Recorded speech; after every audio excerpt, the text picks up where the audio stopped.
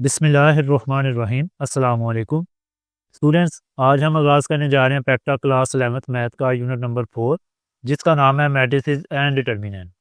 और इंशाल्लाह इस लेक्चर में इसकी पहली जो एक्सरसाइज है एक्सरसाइज 4.1 उसको मुकम्मल तौर पे सॉल्व करेंगे। स्टूडेंट्स, जो मैट्रिसेस एंड डिटर्मिनेंट है ये वर्ड आपके लिए बिल्कुल नया नहीं है। आप ऑलरेडी इसके बारे में मैट्रिक लेवल पे पढ़ चुके हैं, इसके कुछ बेसिक कॉन्सेप्ट्स, और इसी तरह मैट्रिसेस के साथ कुछ बेसिक ऑपरेशंस परफॉर्म करना भी सीख चुके हैं। इस क्लास में हमने उन्हीं कॉन्सेप्ट्स को थोड़ा एक्सटेंड करना है, यानी कि समझ लें कि आप जब मैट्रिक लेवल पे थे तो 2 by 2 ऑर्डर की मैट्रिसेस के डिटर्मिनेंट्स फाइंड करना सीख रहे थे और ज़्यादातर ऑपरेशंस उन्हीं के साथ परफॉर्म कर रहे थे। लेकिन इस क्लास में अब हम हायर ऑर्डर 3 by 3 या उससे भी हायर ऑर्डर की जो मैट्रिसेस हैं उनके डिटर्मिनेंट्स वगैरह फाइंड करना सीखेंगे और उनके साथ डिफरेंट ऑपरेशंस परफॉर्म करना सीखेंगे। मैट्रिक लेवल पे भी और इसमें भी क्लास 11 में भी आपके माइंड में यकीनन ये क्वेश्चन अराइज होता होगा कि ये जो मैट्रिसेस हम पढ़ते हैं इनका रियल लाइफ में कहाँ पे एप्लीकेशन है, यानी रियल लाइफ में हम इनको कहाँ पे इस्तेमाल करते हैं। तो इंशाल्लाह इस लेक्चर में हम इस एक्सरसाइज का आगाज़ करने से पहले कुछ एक दो एग्जांपल के ज़रिए इसकी रियल लाइफ एप्लीकेशंस को डिस्कस करेंगे और उसके बाद जो कॉन्सेप्ट्स हालांकि हमने पढ़ चुके हैं मैट्रिक लेवल पे उनको एक दफ़ा रिवाइज़ करेंगे, क्योंकि उनका इस्तेमाल होगा इस एक्सरसाइज में। ठीक है, ताकि जब हम इन क्वेश्चंस को सॉल्व कर रहे हो तो हमें ज़्यादा सोचना ना पड़े। और वैसे भी ये जो एक्सरसाइज है ये आपका समझ लें एक बेसिक कॉन्सेप्ट ही है, एक रिवीजन ही है मैट्रिक के कॉन्सेप्ट्स की। कुछ एक दो चीज़ ही आपको नई नज़र आएगी, ज़्यादातर चीज़ें वही हैं, यानी एक स्टार्टर है ताकि आपको थोड़ी सी रिवीजन हो जाए जो कुछ आपने पीछे पढ़ा है, और अगली क्लास अगली जो एक्सरसाइजेज हैं जो मेन एक्सरसाइजेज हैं उनके लिए आप प्रिपेयर हो जाएँ। ठीक है, तो सबसे पहले आए हम बात करते हैं कि मैट्रिसेस को हम कहाँ कहाँ यूज़ करते हैं और किस तरह इस्तेमाल करते हैं। तो स्टूडेंट्स, आपको आपकी स्क्रीन पे ये कुछ टेबल सा बना नज़र आ रहा है। इसमें ऊपर लेबल्स हैं और जो लेफ़्ट साइड है उसमें क्या लिखे हुए, कुछ नाम लिखे हुए हैं। तो इसको देखते ही अगर तो आप क्रिकेट के शौकीन हैं, यानी क्रिकेट वगैरह देखते हैं, आप समझ चुके होंगे कि ये पाकिस्तानी बॉलर्स हैं, उनके नाम हैं। और आगे कुछ उनका यानी कि जो कारकर्दगी है किसी एक पर्टिकुलर मैच में कि कितने ओवर्स कराए, कितने रन दिए और कितनी विकेट्स ली, वो लिखा हुआ है।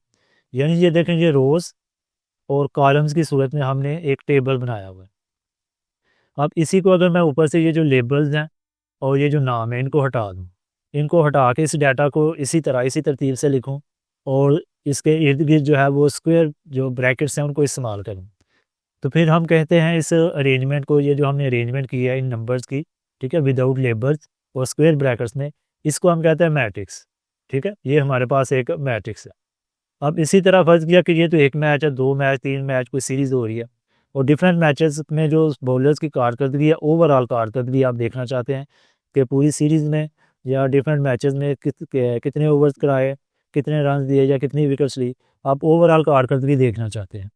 तो उसके लिए फिर जो मैट्रिक्स के ऑपरेशंस हैं, जैसे मैट्रिसेस को ऐड करना, सब्ट्रैक्ट करना, वो हम परफॉर्म करके ओवरऑल कारकर्दगी निकाल सकते हैं। मसलन एक और मैच है, उसकी कारकर्दगी को और इस कारकर्दगी को हम दो मैट्रिसेस बनाएंगे और इनको ऐड कर देंगे। इसका फ़ायदा क्या होगा कि हम जब इनको आपस में ऐड करेंगे, जैसे इन दो को ऐड करते हैं तो कितना आ जाता है, कॉरस्पॉन्डिंग एलिमेंट्स को ऐड करते हैं। आप मैट्रिक लेवल पे सीख चुके हैं कि दो मैट्रिक्सेस को कैसे ऐड करते हैं, कि उनके कॉरस्पॉन्डिंग एलिमेंट्स को ऐड करते हैं। तो ये हमारे पास आ गया जी 20 पहली रो में। फिर इसी तरह 28 + 38 कितना आ जाएगा, 66 आ जाएगा। फिर इसी तरह 2 + 1 कितना आ गया, 3 आ गया। तो एक पर्टिकुलर बॉलर की अगर दो मैचेस में ओवरऑल कारकर्दगी देखनी हो तो हमें फ़ौरन पता चल जाएगा कि इतने ओवर्स कराए, इतने रन दिए और इतनी विकेट्स ली। ठीक है, इसी तरह डिफरेंट बॉलर्स की कारकर्दगी को हम इस तरह सम कर सकते हैं। तो ये तो दो मैचेस हैं, 2, 3, 4, 5 जितने भी मैचेस होंगे तो उनको हम मैट्रिसेस की फॉर्म में डाटा को लेके इस तरह उसको उसके ऊपर ऑपरेशंस परफॉर्म करके हम मीनिंगफुल इंफॉर्मेशन ले सकते हैं ओवरऑल, यानी कि ओवरऑल हम निकाल सकते हैं कि उसकी परफॉर्मेंस कैसी है। तो इस तरह हम मैट्रिसेस को यूज़ करते हैं। ये एक एफिशिएंट वे होता है किसी भी डाटा को यानी कि कंपाइल करने का। इवन के कंप्यूटर सिस्टम्स में भी जब हम मैट्रिसेस यूज़ करते हैं तो मैट्रिसेस जो है वो कंप्यूटर में फ़ौरन रिजल्ट्स देते हैं, यानी जो कंप्यूटर है उसको आसानी रहती है इनके साथ ऑपरेशंस परफॉर्म करने में और वो जल्दी हमें रिजल्ट्स प्रोवाइड करता है। कम उसकी मेमोरी यूज़ होती है, इसी तरह जो है वो समझ लें कि कम उसका प्रोसेसिंग पावर यूज़ होती है। तो एक तो आप समझ लें कि इस तरह जो ऑपरेशंस हैं हम उनको यूज़ कर सकते हैं रियल लाइफ में। इसी तरह जब हम बात करते हैं इक्वेशंस की, फ़र्ज़ किया कि मैं दो इक्वेशंस लिखता हूँ यहाँ पे, एक 2x - 3y = 2 और एक मैं लिखता हूँ कि 4x + 3y = 6।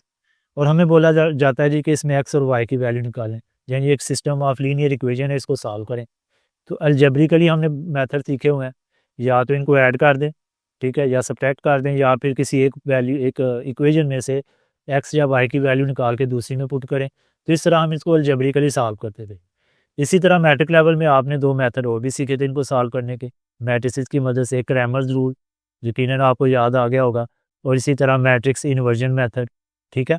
तो इनको सॉल्व करने के लिए हम मैट्रिसेस भी यूज़ कर सकते हैं, ठीक है, रियल लाइफ में। और ये तो देखें आपके पास 2 इक्वेशन है, इनको सॉल्व करना अलजेब्रिकली कोई ज़्यादा मुश्किल नहीं है। लेकिन यही अगर हमारे पास इक्वेशन ज़्यादा हो जाएँ, वेरिएबल ज़्यादा हो जाएँ, तो फिर इस तरह इनको सॉल्व करना काफ़ी मुश्किल काम हो जाता है, ठीक है, काफ़ी एक हेक्टिक काम है और लेबोरियस काम है। तो इस सिचुएशन से बचने के लिए फिर हमारे पास ये जो मैट्रिसेस हैं, यानी कि ये जो क्रैमर्स रूल है या मैट्रिक्स इन्वर्जन मेथड है, या और भी 1-2 मेथड आप सीखेंगे इसमें, कि उनकी मदद से इनको फिर इस तरह की इक्वेशंस को सॉल्व करना काफ़ी आसान हो जाता है। यानी कि एक तो जल्दी काम होता है, इवन कि अगर सिस्टम कंप्यूटर सिस्टम भी इनको ऊपर ऑपरेशंस परफॉर्म करेगा तो मैट्रिसेस की मदद से उसको सहूलत रहेगी, वो जल्दी जो है वो रिजल्ट दे देगा। तो एक समझ लें इसकी रियल लाइफ एप्लीकेशन ये है कि different system of linear equations को हम मैट्रिसेस की मदद से जल्दी और आसानी से सॉल्व कर सकें। तो ये कुछ चीज़ें थी जो आपको बताना ज़रूरी था, ताकि आपको पता हो कि जो हम पढ़ रहे हैं उसका इस्तेमाल भी हमने कहीं पे करना है और उनका इस्तेमाल कहाँ कहाँ पे हो सकता है। अब हम कुछ कॉन्सेप्ट बेसिक कॉन्सेप्ट्स जो हैं वो जल्दी से रिवाइज कर लेते हैं और फिर हम एक्सरसाइज की तरफ चलते हैं। सबसे पहले तो आपको पता होना चाहिए कि ऑर्डर ऑफ अ मैट्रिक्स क्या होता है। लेकिन लेट्स से कि मैं एक मैट्रिक्स लिखता हूँ 1 2 3 4 5 6 7 8 9। अब हमें पता है ये जो हॉरिजॉन्टल हमने अरेंजमेंट की है इसको क्या कहते हैं, रोज़, ठीक है। और ये जो वर्टिकल अरेंजमेंट है हमारी, इसको क्या कहते हैं, कॉलम्स। तो नंबर ऑफ रोज़ और नंबर ऑफ कॉलम्स किसी भी मैट्रिक्स में उसका क्या कहलाता है, ऑर्डर। यानी पहले हमने हमेशा क्या लिखना होता है, नंबर ऑफ रोज़, और फिर क्या करना होता है, कॉलम्स। पहले किसकी तादाद लिखनी है, हमेशा रोज़ की और फिर कॉलम्स की। यानी इसका अगर मैं ऑर्डर लिखना चाहूँ तो मुझे नज़र आ रहा है 1 2 3, 3 रोज़ हैं इसकी, और कॉलम्स कितने हैं, 1 2 3, और 3 ही कॉलम्स है। तो ये क्या कहलाता है, इसका ऑर्डर। तो किसी भी मैट्रिक्स के ऑर्डर से क्या मुराद है, उसमें रोज़ की तादाद कितनी है और कॉलम्स की तादाद कितनी है। और इसी ऑर्डर को देखते हुए हम उसमें नंबर ऑफ़ एलिमेंट्स भी मालूम कर सकते हैं। जैसे अगर हम वैसे मैनुअली कैलकुलेट करें तो 1 2 3 4 5 6 7 8 9, 9 एलिमेंट्स हैं। लेकिन बिना ऐसे मतलब मैनुअली काउंट किए आप इसी नंबर ऑफ़ रोज़ और नंबर ऑफ़ कॉलम्स को मल्टीप्लाई करेंगे तो उससे भी हमारे पास जो है वो आंसर आ जाता है जी कि इसमें 9 एलिमेंट्स हैं, ठीक है। तो इस तरह हम किसी भी मैट्रिक्स का ऑर्डर और उसी ऑर्डर को यूज़ करते उसके अंदर नंबर ऑफ़ एलिमेंट्स को मालूम कर सकते हैं। फिर एक बात आ जाती है जी कि किसी भी एलिमेंट का, ये जो हमने अंदर नंबर्स लिखे होते हैं मैट्रिक्स के अंदर, किसी भी एलिमेंट का एड्रेस हम कैसे मालूम करते हैं। तो देखें जैसे ये 1 आपको नज़र आ रहा है इस मैट्रिक्स में ऊपर ही, तो ये क्या है, ये फर्स्ट रो में है, ठीक है, क्योंकि ये पहली रो है, आपको नज़र आ रही है पहली रो है, और ये कॉलम भी इसका पहला है। तो इसको अगर मैंने एड्रेस देना हो तो मैं क्या लिखूँगा कि मसलन एलिमेंट फ़र्ज़ किया ए है, ए लिख के उसके नीचे पहले रो का नंबर लिखूँगा, फर्स्ट रो है, और फिर लिखूँगा कॉलम का नंबर। तो इस तरह मैं इसको एड्रेस दे सकता हूँ कि अगर कहीं पे आपको लिखा हुआ नज़र आए कि A11, तो उसका मतलब ये होगा कि ये एलिमेंट फर्स्ट रो यानी पहली कतार और दूसरे पहले ही कॉलम में मौजूद है। इसी तरह फ़र्ज़ किया मुझे नज़र आ रहा है 8, 8 को मैंने एड्रेस देना तो मैं देखूँगा ये किस रो में है, थर्ड रो में, और कॉलम कौन सा है, सेकंड कॉलम है। तो इसको मैं एड्रेस इस तरह दूँगा A3 यानी थर्ड रो, और कॉलम कौन सा है, सेकंड। तो इस तरह मैं इसका एड्रेस लिख सकता हूँ। तो ये हम इस एक्सरसाइज में देखेंगे भी कि डिफरेंट एलिमेंट्स के एड्रेस हम इस तरह दे सकते हैं। मतलब कोई भी आपको एलिमेंट बोले जी, बताएं जी कि ए जो है वो 4 3, A43 कौन सा एलिमेंट है, कोई मैट्रिक्स दी और पूछे जी ये कौन सा एलिमेंट है, तो आप इजीली बता सकते हैं कि ये फोर्थ रो और थर्ड कॉलम है। तो आप उस मैट्रिक्स में फोर्थ रो और थर्ड कॉलम में देख लेंगे कि कौन सा एलिमेंट है, वो इस तरह हमें उसका एलिमेंट मिल जाए। तो इस तरह हम किसी भी एलिमेंट को एड्रेस देते हैं। फिर उसके बाद हम बात कर लेते हैं कुछ टाइप्स ऑफ मैट्रिसेस पे। जैसे आ जाता है रो मैट्रिक्स। रो मैट्रिक्स क्या होती है, इसे रो वेक्टर भी कहते हैं, कि ऐसी मैट्रिक्स जिसमें सिर्फ और सिर्फ एक रो हो, ठीक है, एक से ज़्यादा ना हो, कॉलम चाहे जितने मर्जी हो जाएं, 2 4 6 8 जितने मर्जी हो जाएं, तो उसको हम कहते हैं रो मैट्रिक्स। और इसको रो वेक्टर इसलिए कहते हैं कि हम किसी भी वेक्टर को इस तरह मैट्रिक्स की फॉर्म में यानी एक रो की फॉर्म में लिख सकते हैं। फिर उसके बाद बात आ जाती है कि कॉलम मैट्रिक्स। कॉलम मैट्रिक्स क्या होती है, जिसमें सिर्फ और सिर्फ एक कॉलम हो, एलिमेंट जो रोज़ हैं वो चाहे जितनी मर्जी हों। जैसे ये मैंने एक मैट्रिक्स लिखी है तो आपको नज़र आ रहा है सिर्फ और सिर्फ इसमें एक ही कॉलम है, तो इसको हम कहेंगे ये हमारे पास कॉलम मैट्रिक्स है। ठीक है, तो इस तरह यानी कि हम किसी भी मैट्रिक्स को अगर एक कॉलम की फॉर्म में लिखेंगे तो उसको हम कहेंगे कॉलम मैट्रिक्स, और इसे कॉलम वेक्टर भी कहते हैं। ठीक है, कॉलम वेक्टर। आप कॉलम वेक्टर क्यों कहते हैं? जिस तरह मैंने ऊपर बात की कि किसी भी वेक्टर को आप रो की फॉर्म में भी लिख सकते हैं और इस तरह कॉलम की फॉर्म में भी लिख सकते हैं। फिर उसके बाद बात आ जाती है रेक्टेंगुलर मैट्रिक्स। रेक्टेंगुलर मैट्रिक्स क्या होती है? ऐसी मैट्रिक्स जिसमें नंबर ऑफ रोज और नंबर ऑफ कॉलम्स आपस में इक्वल ना हो। जैसे मैं एक मैट्रिक्स लिखता हूँ 1 2 3 4 5 6। अब आपको नज़र आ रहा है कि इसमें कितनी रोज़ हैं? 3 रोज़ हैं। ठीक है, और कॉलम कितने हैं? 2 हैं।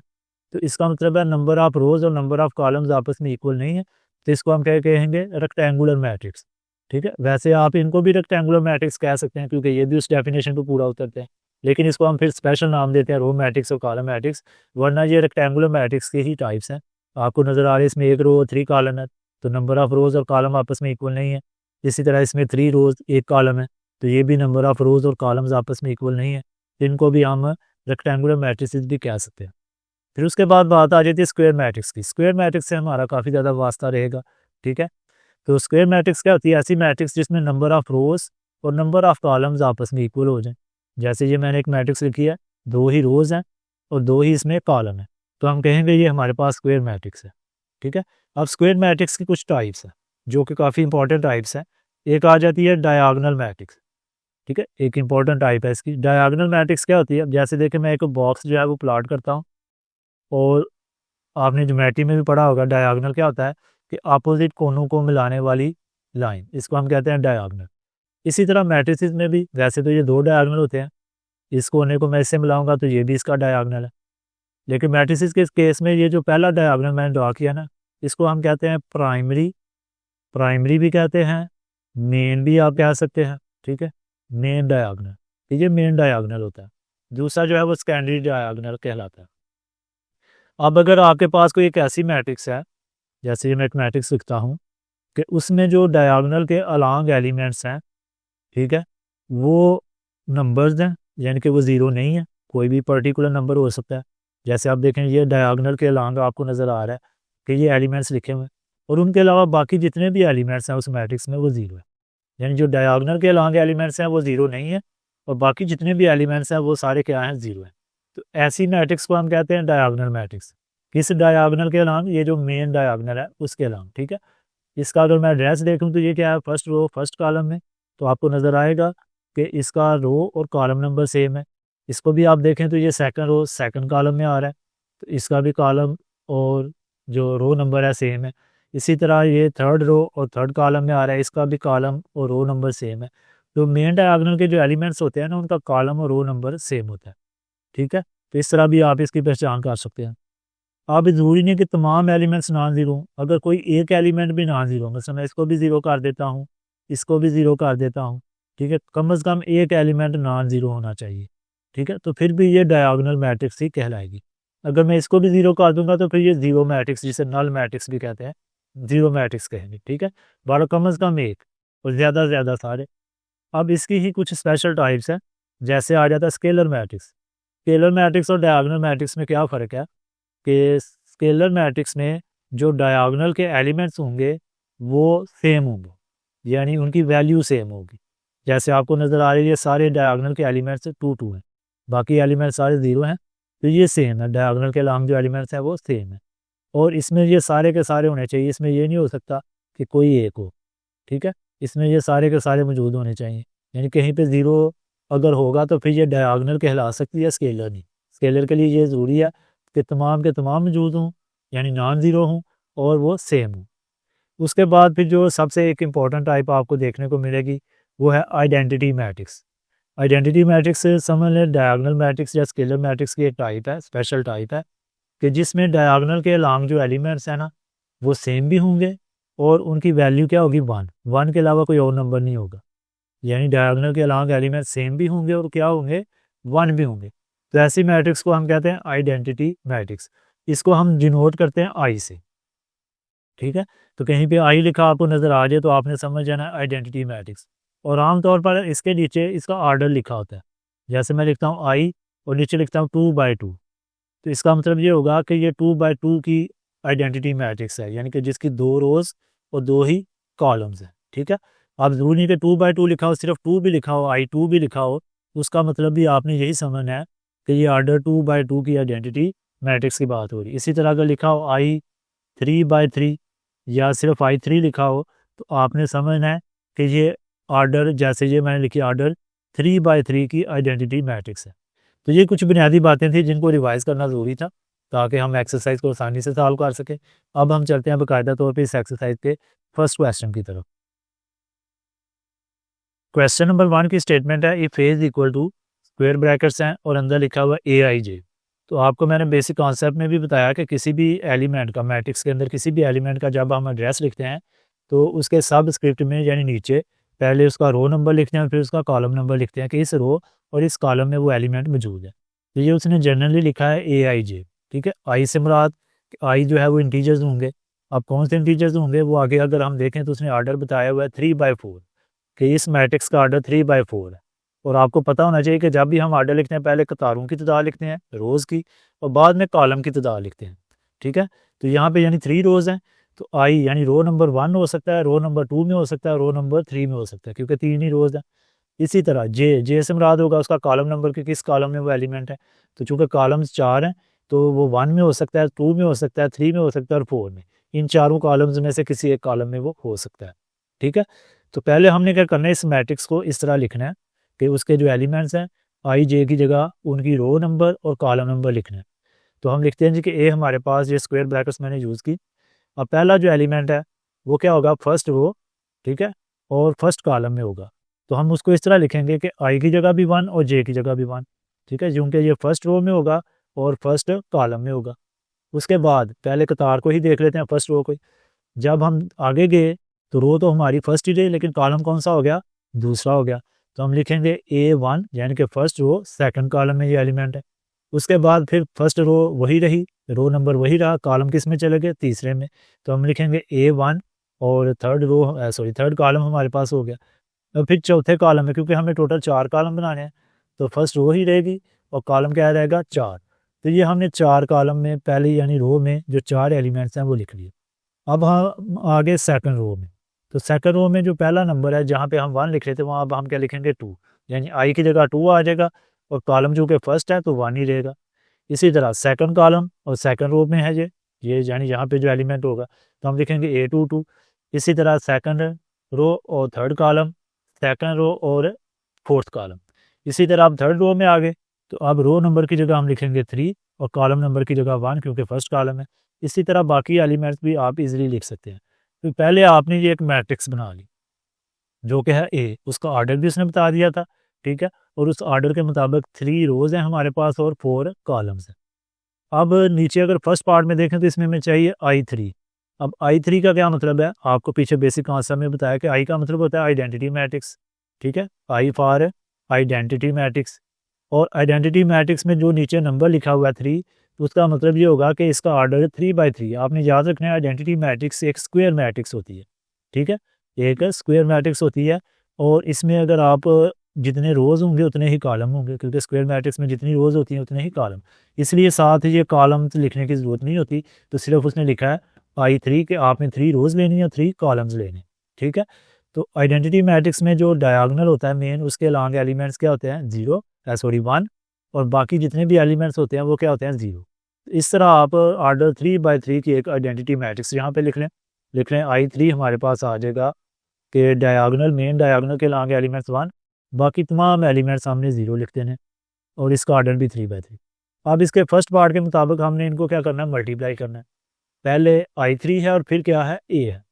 इसमें स्टूडेंट्स एक बात आपने याद रखनी है कि जो मैट्रिक्स मल्टीप्लिकेशन है, मसलन हमारे पास एक मैट्रिक्स है A, ठीक है, और एक मैट्रिक्स है B, और हम इनको मल्टीप्लाई अगर करते हैं, मसलन मैं पहले A लिखता हूँ बाद में B लिखता हूँ, इन दो मैट्रिक्स को मल्टीप्लाई करते हैं, और फिर दूसरी तरफ मैं पहले B लिखता हूँ और फिर बाद में A लिखता हूँ, और इनको इस ऑर्डर में मल्टीप्लाई करते हैं। तो आपने याद रखना है कि ये ज़रूरी नहीं कि ये हमेशा आपस में इक्वल हो, कभी कभार इक्वल हो भी सकते हैं लेकिन ये ज़रूरी नहीं। तो ये हम कह सकते हैं कि जो मैट्रिक्स मल्टीप्लिकेशन है उसमें ऑर्डर का हाथ से रखना होता है। कि जिस आर्डर से उसने दी है उसी आर्डर से आपने मैट्रिसेस को लिखना है। ये ना हो कि आप पहले ए लिख रहे हो और बाद में जो है ना आइडेंटिटी मैट्रिक्स I3 लिख रहे हो।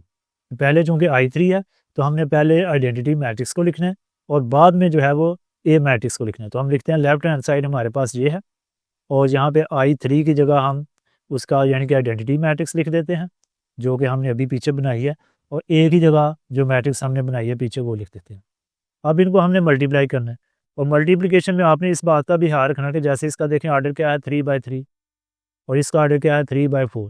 दो मैट्रिसेस को तब ही मल्टीप्लाई किया जा सकता है जब ये इनर डायमेंशंस यानी जिस आर्डर से आपने मैट्रिक्स लिखी हैं उनके आर्डर नीचे लिखें, और अगर ये इनर डायमेंशंस यानी जो इनर हमारे पास आर्डर है वो आपस में मैच कर रहे हूँ, जैसे इसका भी 3 है यानी कॉलम्स नंबर ऑफ कॉलम्स इसके 3 हैं और नंबर ऑफ रोज इसकी 3 है, ये आपस में अगर मैच कर रही हूँ तो फिर ही हम मल्टीप्लाई कर सकते हैं वरना नहीं कर सकते। और जो प्रोडक्ट मैट्रिक्स आएगी यानी जो उनकी मल्टीप्लाई करने के बाद रिजल्टेंट मैट्रिक्स आएगी उसका आर्डर ये होगा जो आउटर डायमेंशंस है यानी 3/4।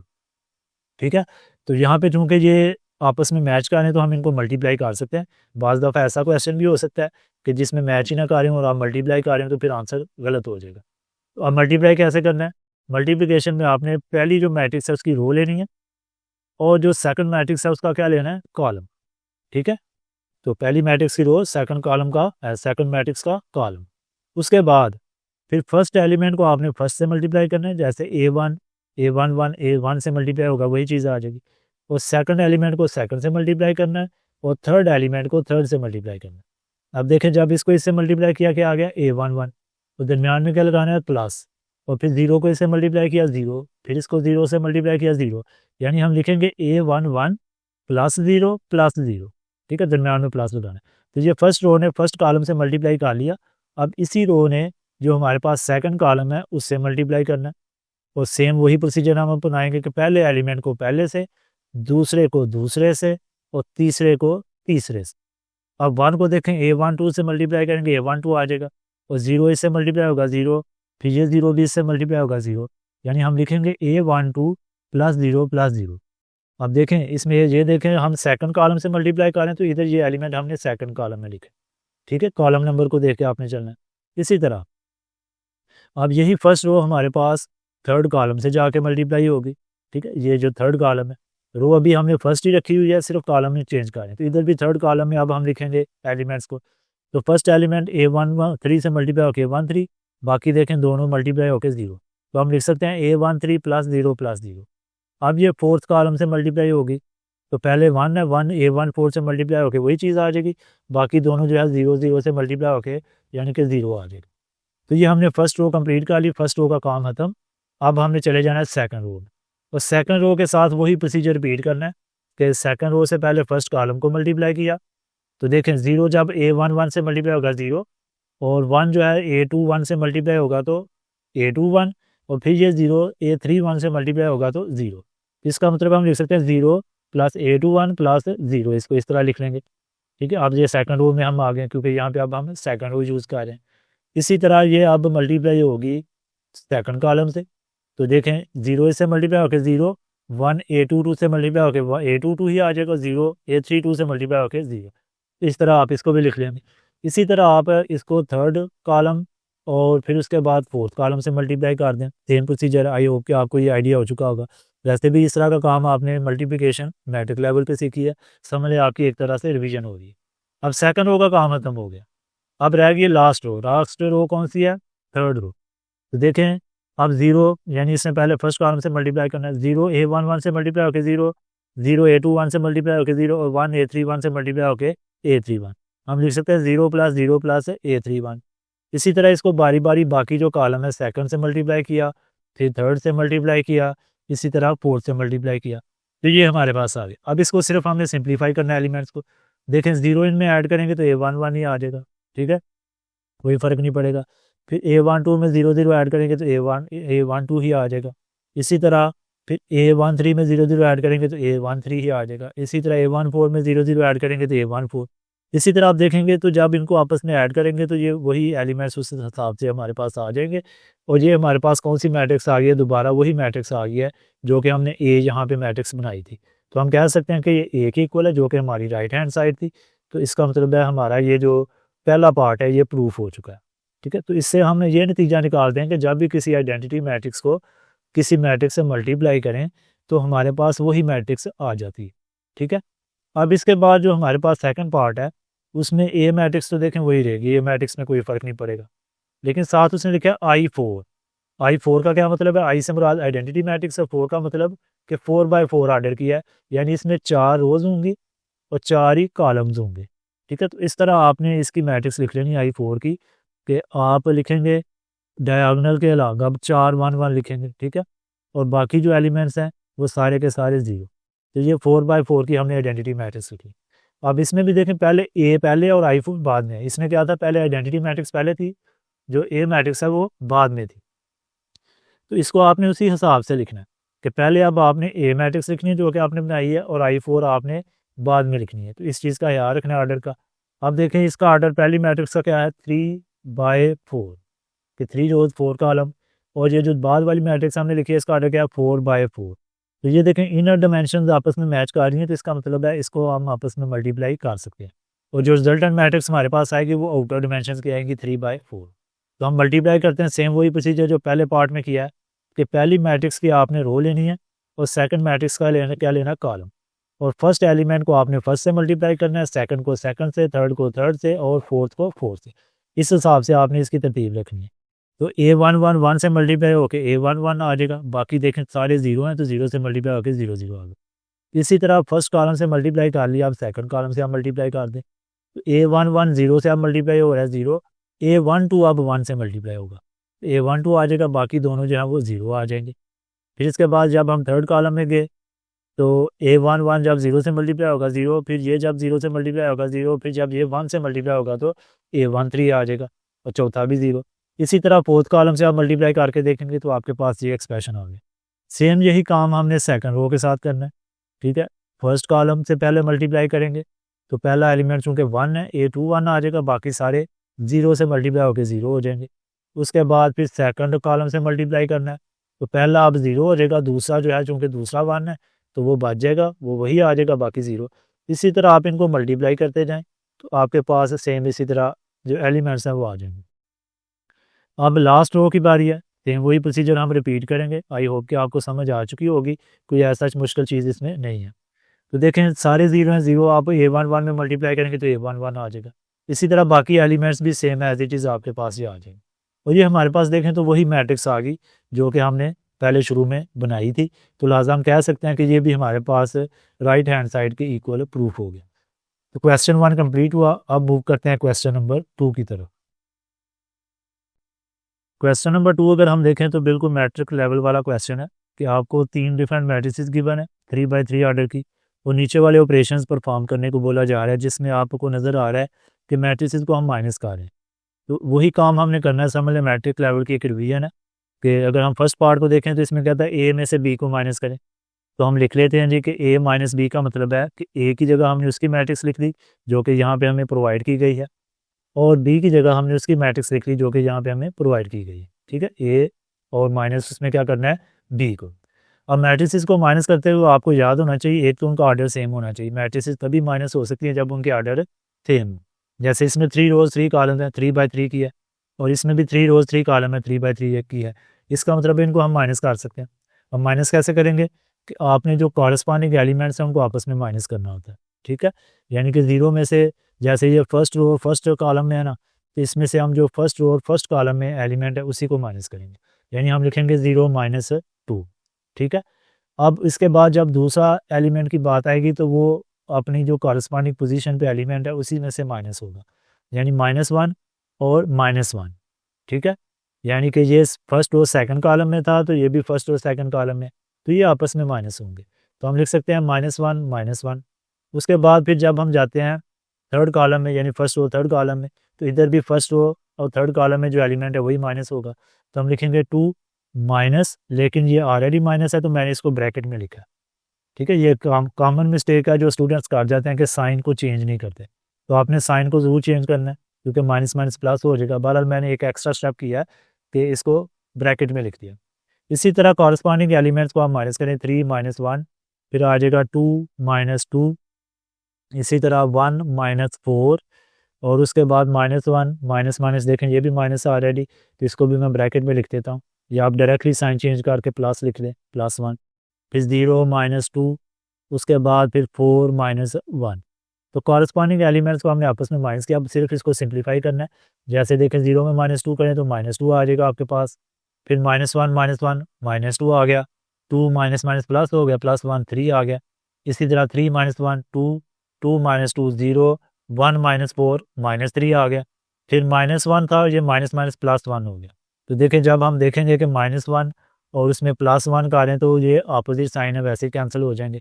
तो हमारे पास क्या बचेगा, +1, तो हमारे पास क्या बचेगा 0। तो यहाँ पे हमने इसके मुताबिक 0 लिख दिया। इसी तरह 0 -2 और 4 -1 3, तो ये आंसर आ गया हमारे पास। सेम इसी तरह आपने b - c करना है। तो वैसे तो मैं सजेस्ट करूँगा कि इसको वीडियो को पॉज करके आप खुद प्रैक्टिस करें, तो उसके बाद मेरे सोल्यूशन से मैच कर सकते हैं।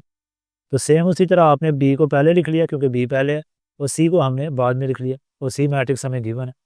तो कॉरस्पॉन्डिंग एलिमेंट्स को माइनस करेंगे, देखें उसी तरह 2 -1 आ गया, और 1 -0 आ गया जी। इसी तरह -1 और ये देखें माइनस माइनस प्लस हो जाना था। बहरहाल मैंने एक्स्ट्रा स्टेप के तौर पे इसको ब्रैकेट में लिख लिया ताकि गलती ना लगे। फिर 1 माइनस, ये भी माइनस है, आप डायरेक्टली साइन चेंज करके +1 लिख रहे हैं या ब्रैकेट में लिख रहे हैं। उसी तरह 2 -5, फिर 4 -0, फिर -1 -3, ठीक है। इसी तरह ये सारे एलिमेंट्स हमने माइनस किए। अब इनको सिंप्लीफाई करना है, तो 2 -1 1, 1 -0 1, -1 और ये +2 होना था, यानी सिंप्लीफाई करके हमारे पास ये चीज़ आनी थी, और 2 में 1 माइनस करना था हमने, तो 1 ही आ जाना था। इसी तरह ये भी 1 माइनस माइनस +1 2 आ जाना था, फिर 2 -5 -3 4 -0 4, फिर -4, फिर -2 और इसी तरह ये 2 आ गया। तो सिंपल सा काम है। अब देख लेते हैं थर्ड पार्ट। थर्ड पार्ट में देखें तो उसने ब्रैकेट्स का इस्तेमाल किया। अब ब्रैकेट्स का मतलब क्या है, ब्रैकेट्स का मतलब यह है कि पहले आपने जो ब्रैकेट्स के अंदर वाला एक्सप्रेशन सॉल्व करना है, उसका जो आंसर आएगा उसमें से फिर इसको माइनस करना है जो बाहर है, ठीक है। पहले यानी कि हम a - b करेंगे, और फिर जब उसको सिंप्लीफाई कर लेंगे ब्रैकेट्स वाली अंदर वाले एक्सप्रेशन को, और फिर बाहर वाले एक्सप्रेशन की तरफ आएंगे। तो लिहाजा हमने क्या किया कि उसी तरह a की जगह a मैट्रिक्स, b की जगह b मैट्रिक्स और ब्रैकेट्स का इस्तेमाल किया, माइनस, और c की जगह जो मैट्रिक्स उसने दी है वो लिख लिया। अब पहले इसको माइनस करेंगे, ये पहले पार्ट में हमने काम किया है इसलिए मैं इसको डायरेक्टली कर रहा हूँ कि जब आप इन दोनों को माइनस करेंगे तो ये हमारे पास आ गया। आगे अब आप लिखते हैं जो बाहर वाली मतलब मैट्रिक्स है उसको, अब आप इन दोनों को माइनस करेंगे। तो मैं डायरेक्टली कर रहा हूँ क्योंकि ये सिंपल सा काम है, कोई ऐसा मुश्किल नहीं है कि -2 में -1 करेंगे तो -3 आ जाएगा, ठीक है। फिर -2 -0 -2 आ जाएगा, फिर 3 माइनस माइनस देखें प्लस हो जाएगा, +2 5 आ जाएगा। इसी तरह बाकी भी जो एलिमेंट्स है कॉरस्पॉन्डिंग को आप इसको माइनस कर सकते हैं। सेम यही काम आपने फोर्थ पार्ट में करना है। जस्ट करूँगा कि वीडियो को पॉज करें और ये काम आप खुद करें ताकि आपकी साथ साथ प्रैक्टिस भी होती जाए, और उसके साथ मैं भी सॉल्व करता हूँ। अब फ़र्क क्या है कि ए पहले लिखा, माइनस और ब्रैकेट्स वाली जो मैट्रिसेस को बाद में रखा गया, तो कोई इशू नहीं। जैसे देखें सेकंड पार्ट में हमने b - c किया था, तो बिल्कुल उसी तरह पहले हम ब्रैकेट्स वाली को सॉल्व करेंगे b - c, ठीक है, और पहली जो मैट्रिक्स है उसको एज इट इज़ लिखा रहने देंगे, ठीक है। तो इनको जब माइनस किया तो वही हमारे पास आएगा जो दूसरे पार्ट में हमने काम किया था। अब इनको आपस में माइनस करना है, तो देखें 0 - 1 -1 -1 -1 -2 हो गया, फिर 2 - 1 1 हो गया। इसी तरह सेम आपने कॉरस्पॉन्डिंग एलिमेंट्स को आपस में प्लस माइनस करना है, तो आंसर आ गया। तो क्वेश्चन नंबर आप 3 की तरफ मूव करते हैं। क्वेश्चन नंबर 3 में अगर हम देखें तो हमारे पास 3 मैट्रिसेस हैं A, B एंड C, और तीनों ही स्क्वायर मैट्रिसेस हैं। और अगर आप गौर करें तो इनके एलिमेंट्स जो हैं उनमें कुछ नंबर्स जो हैं यानी एलिमेंट्स इमेजिनरी हैं। अयोटा आपको नज़र आ रहा है। इमेजिनरी नंबर्स के बारे में आप मैट्रिक लेवल पे भी पढ़ चुके हैं, और क्लास लेवल में भी आपका फर्स्ट चैप्टर इसी के ऊपर है। तो ये इमेजिनरी कुछ नंबर्स उसने मैट्रिसेस में प्रोवाइड किया है। तो नीचे कहता है शो दैट, 2 पार्ट्स हैं इसके भी। पहले पार्ट में उसी तरह मैट्रिसेस हम मल्टीप्लाई कर रहे हैं, ए को पहले बी से मल्टीप्लाई करना है, फिर जो रिजल्ट आएगा उसको सी से कहता है अगर मल्टीप्लाई करें तो वो इक्वल आता है। अगर हम बी को पहले सी से मल्टीप्लाई करें, ब्रैकेट्स का मतलब ये होता है कि पहले आपने ब्रैकेट्स के अंदर वाला ऑपरेशन परफॉर्म करना है, और फिर जो रिजल्ट आएगा बी सी का उसको ए से मल्टीप्लाई करें, तो कहता है दोनों सेम आते हैं। तो पहला पार्ट हम करते हैं इसका, लेफ्ट हैंड साइड हम लेते हैं पहले कि into A B multiply by C. अब पहले चूँकि हमने ब्रैकेट्स के अंदर वाली मैट्रिसेस को मल्टीप्लाई करना है, तो उसके लिए ए बी को चले मैं अलहदा ही मल्टीप्लाई कर लेता हूँ। लिखते हैं जी कि A B is equal to A की जगह उसकी मैट्रिक्स आई यानी कि योटा 2i 1 माइनस योटा, इसी तरह माइनस आई 1 2i और 1, ये किसको रिप्रेजेंट कर रही है मैट्रिक्स बी को, जो कि ऊपर हमें गिवन है। अब हमने इनको मल्टीप्लाई करना है, तो मल्टीप्लिकेशन में आपको बताया कि मल्टीप्लिकेशन तभी पॉसिबल होती है दो मैट्रिसेस की कि जब उनकी जो इनर डायमेंशंस है वो आपस में इक्वल हों। जैसे देखें इसका ऑर्डर 2/2 है, इसका ऑर्डर भी 2/2 है, तो इनकी ये जो इनर डायमेंशन ये आपस में मैच कर रही है, तो इसका मतलब इनकी मल्टीप्लिकेशन पॉसिबल है। अब मल्टीप्लिकेशन में हमने सबसे पहले क्या करना होता है कि पहली जो मैट्रिक्स होती है उसकी रो लेनी है और जो दूसरी मैट्रिक्स है उसका कॉलम लेना है। ठीक है, अब मैंने पहली मैट्रिक्स की फर्स्ट रो ली और दूसरी मैट्रिक्स का फर्स्ट कॉलम, पहले एलिमेंट को पहले से मल्टीप्लाई किया, मसलन अयोटा जब माइनस योटा से देखें मल्टीप्लाई होगा तो क्या होगा माइनस योटा स्क्वायर, और इसी तरह दूसरे एलिमेंट को दूसरे से मल्टीप्लाई किया, 2 योटा से मल्टीप्लाई होगा तो क्या होगा 4 योटा स्क्वायर आ गया, यानी कि पहली जो रो है उसने पहले कॉलम से मल्टीप्लाई कर लिया। अब चूंकि आगे भी कॉलम मौजूद है तो इसी रो ने अब सेकंड कॉलम से भी मल्टीप्लाई करना है, तो पहला एलिमेंट योटा 1 से मल्टीप्लाई होगा तो 1 योटा आ जाएगा, सॉरी, और प्लस दरमियान में प्लस यूज़ करते हैं, और 2 योटा 1 से मल्टीप्लाई होगा तो 2 योटा आ गया। अब पहली रो का काम खत्म हो गया, अब हमने चले जाना है दूसरी रो के ऊपर और पहले एलिमेंट को पहले एलिमेंट से मल्टीप्लाई करना है, फर्स्ट कॉलम लेंगे आप पहले, तो ये आ जाएगा माइनस योटा, और माइनस योटा देखें जब 2 योटा से मल्टीप्लाई होगा तो माइनस 2 योटा स्क्वायर आ जाएगा। वैसे तो हम दरमियान में प्लस यूज़ करते हैं, लेकिन ये चूँकि माइनस आएगा इसका प्रोडक्ट तो प्लस माइनस माइनस हो जाएगा। इसी तरह ये फर्स्ट कॉलम से मल्टीप्लाई कर लिया, अब सेकंड कॉलम से करेंगे, तो पहला एलिमेंट 1 से मल्टीप्लाई हुआ 1, और जो दूसरा एलिमेंट है योटा माइनस का 1 से मल्टीप्लाई होगा तो माइनस योटा, तो ये देखें माइनस योटा आ गया। तो ये मल्टीप्लिकेशन हमारी होगी। अब इसको सिंप्लीफाई करना है, तो अगर हम इसकी बात करें तो हमें याद रहना चाहिए कि जो योटा स्क्वायर है वो किसके इक्वल होता है -1 के, तो लिहाजा आप लिखेंगे माइनस पहले ही मौजूद है, योटा स्क्वायर की जगह -1, आगे प्लस और योटा स्क्वायर की जगह फिर -1, तो ये देखें आपके पास माइनस माइनस प्लस 1 हो जाएगा, और ये 4 मल्टीप्लाई बाय -1 -4, तो 1 में जब हम -4 करेंगे तो हमारे पास जो पहला एलिमेंट है यानी इसको सिंप्लीफाई करके वो आ जाएगा -3।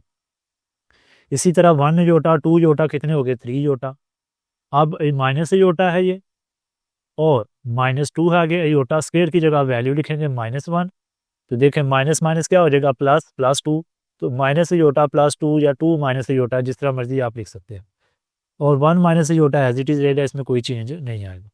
अब ये हमने लिया है जो ब्रैकेट्स के अंदर प्रोडक्ट था उसको, इसको अब ये जो रिजल्ट आया है इसको अब हमने मल्टीप्लाई करना है किसके सी मैट्रिक्स के साथ, क्योंकि ए बी अभी हमारे पास आया है, ये ए बी आया है, इसको अब हमने सी के साथ मल्टीप्लाई करना है, तो हम लिख लेते हैं ए बी मल्टीप्लाई बाय सी। तो पहले मैंने ए बी लिखा क्योंकि पहले ए बी है, इस बात का ख्याल रखना है कि जो मैट्रिक्स या जो प्रोडक्ट पहले हो उसी को आपने पहले लिखना है, अगर आप ऑर्डर चेंज कर देंगे तो आंसर गलत हो जाएगा, और सी को बाद में लिखा। सेम वही प्रोसीजर हम फॉलो करेंगे जो हमने पीछे फॉलो किया है कि पहली मैट्रिक्स की फर्स्ट रो और दूसरी मैट्रिक्स का फर्स्ट कॉलम। उसी तरह देखें पहला एलिमेंट -3 2 योटा से मल्टीप्लाई होगा -6 योटा, और दूसरा एलिमेंट 3 योटा माइनस योटा से मल्टीप्लाई होकर -3 योटा स्क्वायर। इसके बाद इसी रो ने दूसरे कॉलम से मल्टीप्लाई करना है -3, और जब 3 योटा योटा से मल्टीप्लाई होगा 3 योटा स्क्वायर आ जाएगा। ये पहली रो का काम खत्म। अब बारी आ गई सेकंड रो की,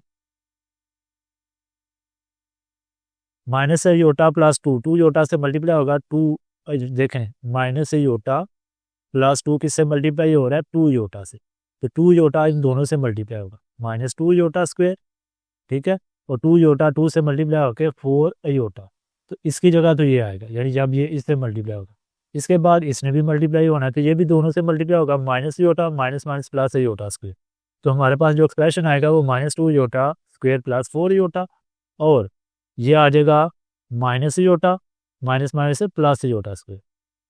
इसका मतलब है पहले जो सेकंड रो है उसने फर्स्ट कॉलम से मल्टीप्लाई कर लिया, अब सेकंड कॉलम से करेगी तो 1 से मल्टीप्लाई होगा यही एक्सप्रेशन आ जाएगा, और ये जब इससे मल्टीप्लाई होगा तो हमारे पास क्या आएगा योटा दोनों से मल्टीप्लाई होगा, देखें दोनों से योटा माइनस योटा स्क्वायर। तो इस तरह आपने इनकी मल्टीप्लिकेशन करनी है, बड़ा ध्यान से काम करना है, क्योंकि अगर कहीं छोटी सी मिस्टेक होगी तो आंसर आपका गलत हो जाएगा।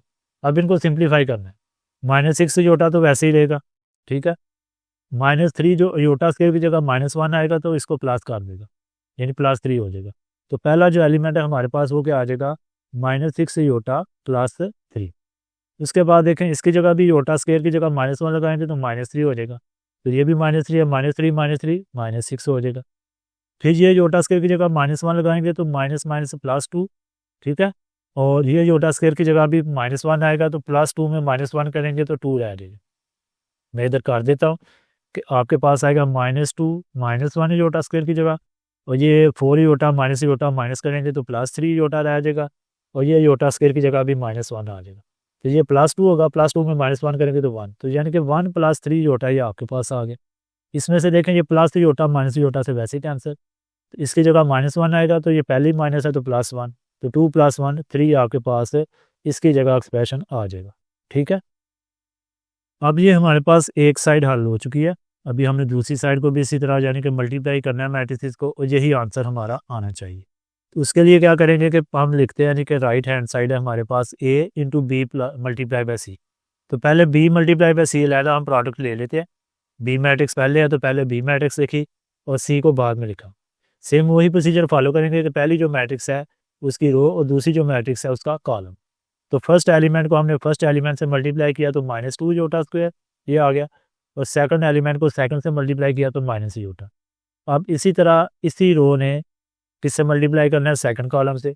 -1 से मल्टीप्लाई हुआ माइनस योटा तो माइनस योटा, 1 योटा से मल्टीप्लाई होके प्लस योटा आ गया। अब पहली रो का काम खत्म, दूसरी रो का काम शुरू। तो इसमें पहला एलिमेंट पहले एलिमेंट से 4 योटा स्क्वायर और 1 माइनस योटा से मल्टीप्लाई होके माइनस योटा। इसी तरह अब ये दूसरे कॉलम से मल्टीप्लाई होगा तो 2 योटा 1 से मल्टीप्लाई होकर 2 योटा और 1 योटा से मल्टीप्लाई होकर योटा। अब सिंप्लीफाई करके देखें, इसकी जगह -1 आएगा योटा स्क्वायर की जगह, तो -2 -1 +2 2 माइनस योटा आ जाएगा। ये तो वैसे ही कैंसिल हो गया ना, ये तो ज़ीरो आ जाएगा। उसके बाद योटा स्क्वायर की जगह माइनस आपके पास आएगा 1, यानी पहले हम इसको लिख लेते हैं 2 माइनस योटा, ये कैंसिल होकर 0 आ गया। इसकी जगह -1 आएगा तो -4 माइनस योटा आ जाएगा, और ये 2 योटा प्लस योटा कितना आ जाएगा 3 योटा। अब ये जो प्रोडक्ट आया इसको हमने मल्टीप्लाई करना है ए मैट्रिक्स से, तो ऑर्डर वही रखना है जिस ऑर्डर में आपको गिवन है कि पहले अब आपने ए मैट्रिक्स लिखनी है और ये जो रिजल्ट आया है इसको बाद में लिखना है। उसी तरह आप मल्टीप्लाई करेंगे फर्स्ट मैट्रिक्स की फर्स्ट रो और सेकंड मैट्रिक्स का सेकंड फर्स्ट कॉलम। तो मल्टीप्लिकेशन में क्या करना है कि फर्स्ट एलिमेंट ने फर्स्ट एलिमेंट से मल्टीप्लाई हुआ, अब ये दोनों से बारी बारी मल्टीप्लाई होगा यानी कि किसी एक से, तो इस चीज़ का ख्याल रखना, ये 2 योटा माइनस योटा स्क्वायर आएगा, ठीक है। इसी तरह ये जो है ना ये भी दोनों से बारी बारी मल्टीप्लाई होगा, तो देखिए -8 योटा लिखा मैंने, फिर 2 योटा माइनस योटा से मल्टीप्लाई होकर -2 योटा स्क्वायर आया। उसके बाद अब ये फर्स्ट रो ने फर्स्ट कॉलम से मल्टीप्लाई कर लिया सेकंड कॉलम, तो पहला एलिमेंट 0 से मल्टीप्लाई हुआ 0, तो 2 योटा 3 योटा से मल्टीप्लाई होकर 6 योटा स्क्वायर आ गया।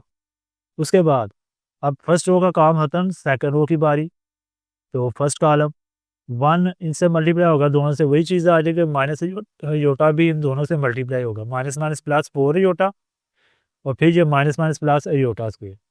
अब ये से मल्टीप्लाई होगा 1 सेकंड कॉलम वाले से, तो 0 और माइनस योटा 3 योटा से -3 योटा स्क्वायर।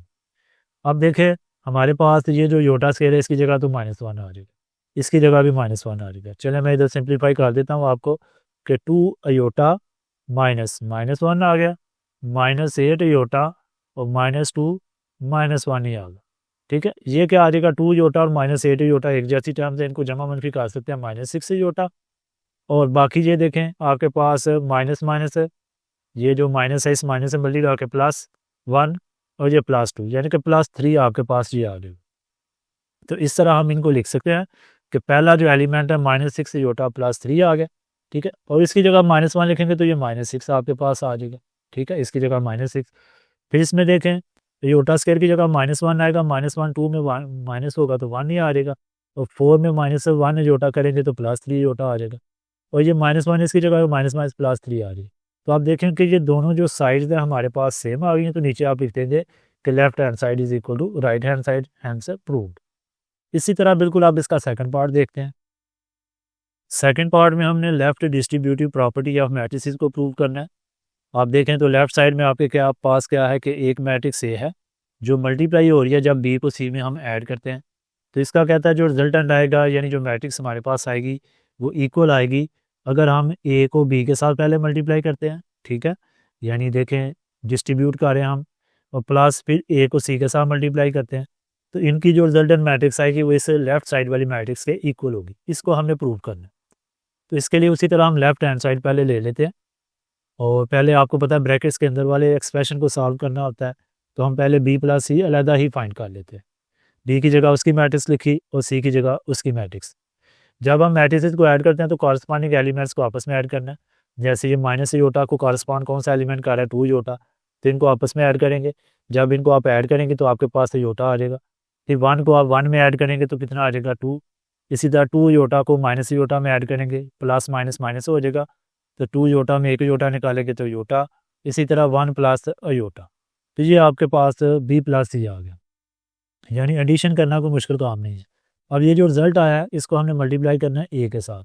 पहले ए मैट्रिक्स हम लिखेंगे, योटा 2 योटा 1 माइनस योटा जो भी है। तो ये जो रिजल्ट आया है इसको बाद में लिखेंगे क्योंकि इसी ऑर्डर से हमने इसको लिखना है। और वही काम के पहली जो मैट्रिक्स है उसकी फर्स्ट रो को आपने लेना है, ठीक है, और सेकंड जो मैट्रिक्स है उसका फर्स्ट कॉलम लिया। अब फर्स्ट एलिमेंट फर्स्ट से मल्टीप्लाई होगा योटा स्क्वायर, सेकंड से 2 योटा स्क्वायर, तो आ जाएगा iota square plus 2 iota square. इसी तरह अभी फर्स्ट रो ने सेकंड से भी मल्टीप्लाई होना है, तो योटा 2 से मल्टीप्लाई होगा 2 योटा, और 2 योटा ने देखें इन दोनों से मल्टीप्लाई होना है, 1 से भी और योटा से भी, तो आएगा 2 योटा प्लस 2 योटा स्क्वायर। इसके बाद फर्स्ट रो का काम खत्म, अब सेकंड रो का काम शुरू। तो 1 योटा से मल्टीप्लाई होकर योटा, माइनस योटा, योटा से माइनस योटा स्क्वायर। इसी तरह 1 2 से मल्टीप्लाई होगा, अब सेकंड कॉलम से मल्टीप्लाई कर रहे हैं 2, और माइनस योटा भी इन दोनों से मल्टीप्लाई होगा, माइनस योटा और माइनस योटा स्क्वायर। ये अब हमने इनको सिंप्लीफाई करना है। योटा स्क्वायर क्या होता है, -1, और यहाँ भी -1, तो -2 और -1 कितना आ जाएगा आपके पास, -3 आ जाएगा। यानी पहला एक्सप्रेशन आप लिखेंगे -3। यहाँ पे अगर हम गौर करें तो 2 योटा 4 योटा स्क्वायर, 4 योटा, और योटा स्क्वायर की जगह -1 लिखेंगे तो -2, यानी 4 योटा -2 आ जाएगा। इसके बाद ये योटा स्क्वायर की जगह -1 लिखेंगे तो minus minus plus Yotta plus 1 आ जाएगा। और ये 2 माइनस योटा, इसकी जगह योटा स्क्वायर की जगह -1 लिखेंगे तो माइनस माइनस प्लस 1, और 1 और 2 कितने हो गए, 3 माइनस योटा। ये एक साइड का जवाब आया। अब हमने राइट साइड का भी यही जवाब लाना है। उसके लिए हम राइट हैंड साइड को लिखते हैं ए बी प्लस ए सी। ए को बी से भी मल्टीप्लाई करना है और सी से भी। तो इनकी मैट्रिसेस हम लिख लेते हैं, ए मैट्रिक्स पहले है, बी बाद में, इसी तरह ए पहले और सी बाद में। तो मल्टीप्लिकेशन करनी है। आई होप कि अब तक आपको मल्टीप्लिकेशन की काफ़ी हद तक समझ आ चुकी होगी कि पहली मैट्रिक्स की फर्स्ट रो, सेकंड मैट्रिक्स की फर्स्ट कॉलम। तो पहले एलिमेंट को हम पहले एलिमेंट से मल्टीप्लाई करते हैं, योटा माइनस योटा से माइनस योटा स्क्वायर, और दूसरे को दूसरे से करेंगे तो 4 योटा स्क्वायर। फिर इसी रो को लेके आगे हमने सेकंड कॉलम से मल्टीप्लाई करना है, पहले को पहले से योटा और दूसरे को दूसरे से 2 योटा। अब इसके बाद फर्स्ट रो का काम खत्म, अब सेकंड रो का काम शुरू। तो पहला एलिमेंट पहले एलिमेंट से मल्टीप्लाई हुआ, माइनस योटा, और माइनस योटा 2 योटा से मल्टीप्लाई होके -2 योटा स्क्वायर। इसी तरह सेकंड कॉलम में दोनों 1 है तो सेम वही 1 1 से मल्टीप्लाई होके 1, माइनस योटा 1 से मल्टीप्लाई होके माइनस योटा। इसका काम हो गया। अब इसको भी मल्टीप्लाई करना है, सेम वही प्रोसीजर फॉलो करना है। आई होप कि आपको ये काम अब मुश्किल नहीं लगना चाहिए कि पहली रो फर्स्ट कॉलम फर्स्ट एलिमेंट से 2 योटा स्क्वायर, सेकंड से -2 योटा स्क्वायर। फिर फर्स्ट एलिमेंट सेकंड कॉलम में देखें 1 से मल्टीप्लाई होगा तो योटा, और सेकंड से तो 2 योटा स्क्वायर। इसी तरह यही काम हमने यहाँ भी करना है कि फर्स्ट एलिमेंट से मल्टीप्लाई हुआ 2 iota, minus minus plus iota square. फिर सेकंड कॉलम में भी वही काम करेंगे कि 1 1 से मल्टीप्लाई हुआ 1, माइनस योटा से माइनस योटा स्क्वायर। अब इनको सिंप्लीफाई करते हैं जी। पहले देखें इसकी जगह क्या आएगा, -1, तो -1 प्लस माइनस माइनस प्लस 1 हो जाएगा, और इसकी जगह भी -1 -4 -1 कितना आ जाएगा, -5।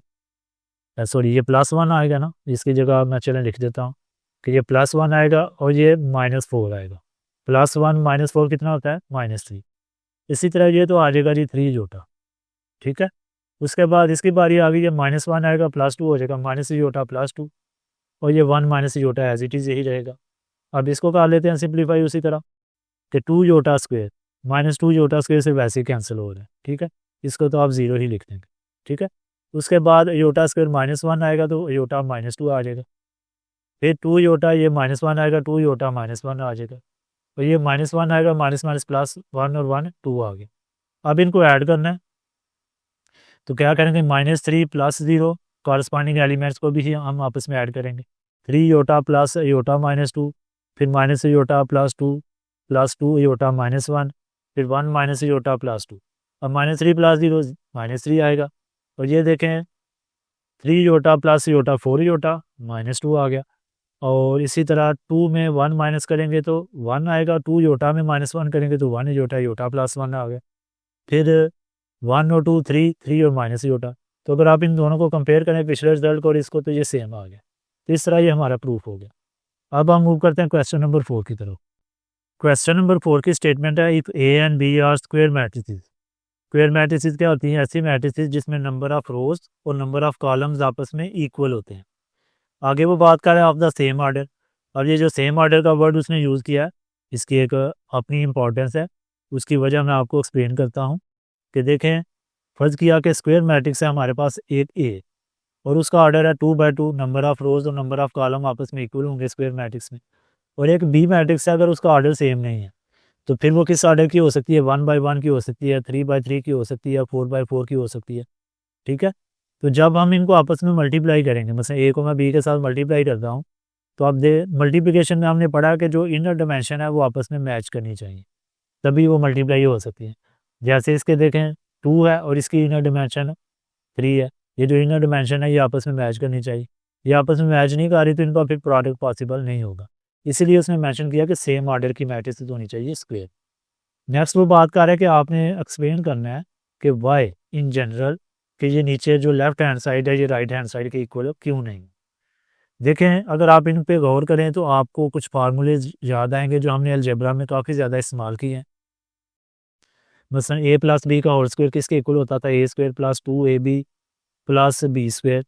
इसी तरह अगर यहाँ पे माइनस होगा तो 2 के साथ माइनस। फिर एक डिफरेंस ऑफ स्क्वेयर्स का फार्मूला हम काफ़ी ज़्यादा इस्तेमाल करते थे, a + b a - b। तो अलजेब्रा में तो ये ट्रू है क्योंकि वहाँ पे a और b से मुराद था नंबर्स, और नंबर्स के लिए, रियल नंबर्स के लिए, तमाम के लिए ये हमारे पास जो आइडेंटिटीज़ हैं ये ट्रू हैं। लेकिन जब हम बात करते हैं मैट्रिसेस की तो तब हम ये फार्मूला कह सकते हैं ये ट्रू नहीं है। क्यों ट्रू नहीं है उसकी वजह मैं आपको एक्सप्लेन करता हूँ। क्योंकि हमने अभी पीछे भी बात की थी कि जब a को मैं b से मल्टीप्लाई करता हूँ और इसका मैं अगर ऑर्डर चेंज करके मल्टीप्लाई करता हूँ, मैं मतलब पहले b लिख लेता हूँ बाद में a लिख लेता हूँ, तो जब इनको मल्टीप्लाई करता हूँ तो ये जनरली इनका रिजल्ट आपस में इक्वल नहीं आता, यानी सेम मैट्रिक्स नहीं आती। वैसे कभी कभार आ सकती है लेकिन जनरली ये आपस में इक्वल नहीं होते, यानी A B is not equal to B है। तो इसीलिए हम कह सकते हैं कि ये जो हमारे पास मैट्रिसेस के केस में ये आइडेंटिटीज ट्रू नहीं है। अब उसको मज़ीद हम एक्सप्लेन करते हैं फर्स्ट पार्ट के लिए। तो फर्स्ट पार्ट की मैं लेफ्ट हैंड साइड ले लेता हूँ। अब आपने इसको समझना है कि ये मैट्रिसेस हैं, मैट्रिसेस के केस में डील करना है। यहाँ पे ये नहीं करना कि ये स्क्वायर है तो आप फिर ये फार्मूला लगा दें अलजेब्रा वाला और फिर तो ज़ाहिर है वो इक्वल आ जाएगी, फिर तो नॉट इक्वल नहीं आएगी। लेकिन हमने इसको मैट्रिसेस की तरह लेके चलना है कि इसके ऊपर हम ये फार्मूला नहीं लगा सकते। हमें पता है कि ए को अपने ही साथ मल्टीप्लाई करें किसी भी मैट्रिक्स को तो उसका हम स्क्वायर लिख सकते हैं। तो लिहाजा इसके स्क्वायर को हम समझ सकते हैं कि ये a + b जो है वो a + b से मल्टीप्लाई जब हमने किया तो हमारे पास ये स्क्वायर आ गया। ठीक है। अब यहाँ पे हमने प्रॉपर्टीज़ लगानी है कुछ मैट्रिसेस की, क्योंकि ये मैट्रिसेस हैं a और b से मुराद। तो यहाँ पे मैं लगाने लगा हूँ राइट डिस्ट्रीब्यूटिव प्रॉपर्टी। अब राइट डिस्ट्रीब्यूटिव प्रॉपर्टी क्या है? एक तो हमने पीछे क्वेश्चन में लेफ्ट डिस्ट्रीब्यूटिव प्रॉपर्टी जो है वो प्रूव की है। राइट डिस्ट्रीब्यूटिव प्रॉपर्टी आप समझ लें कि फर्स्ट के हमारे पास दो मैट्रिसेस ऐड हो रही हैं, ऐड भी हो सकती हैं, सब्ट्रैक्ट भी हो सकती हैं, और एक सी मैट्रिक्स है जो बाहर इनसे मल्टीप्लाई हो रही है। तो इस सी मैट्रिक्स को जब हम बारी बारी इनसे मल्टीप्लाई करेंगे इस तरह, ठीक है, तो क्या आएगा? ए सी प्लस बी सी। अब आपने इसमें ऑर्डर का ख्याल रखना कि पहले ए है तो पहले ए ही लिखा है, बाद में सी है तो बाद में सी ही लिखा है। ये नहीं कह सकते कि ये सी है ये सी बी है। तो ऑर्डर में आपने ऑर्डर का हाथ से ख्याल रखना था मैट्रिसेस में, मल्टीप्लिकेशन में। ठीक है, एडिशन में फ़र्क नहीं पड़ता लेकिन मल्टीप्लिकेशन। तो ये जो राइट डिस्ट्रीब्यूटिव प्रॉपर्टी है, यानी कि राइट से हम इसको डिस्ट्रीब्यूट कर रहे हैं, ठीक है, वो हमने यहाँ पे अप्लाई करनी है। तो इस पूरे a + b को आप समझ लीजिए सी है आपके पास, तो इसको बारी बारी इनसे मल्टीप्लाई करेंगे।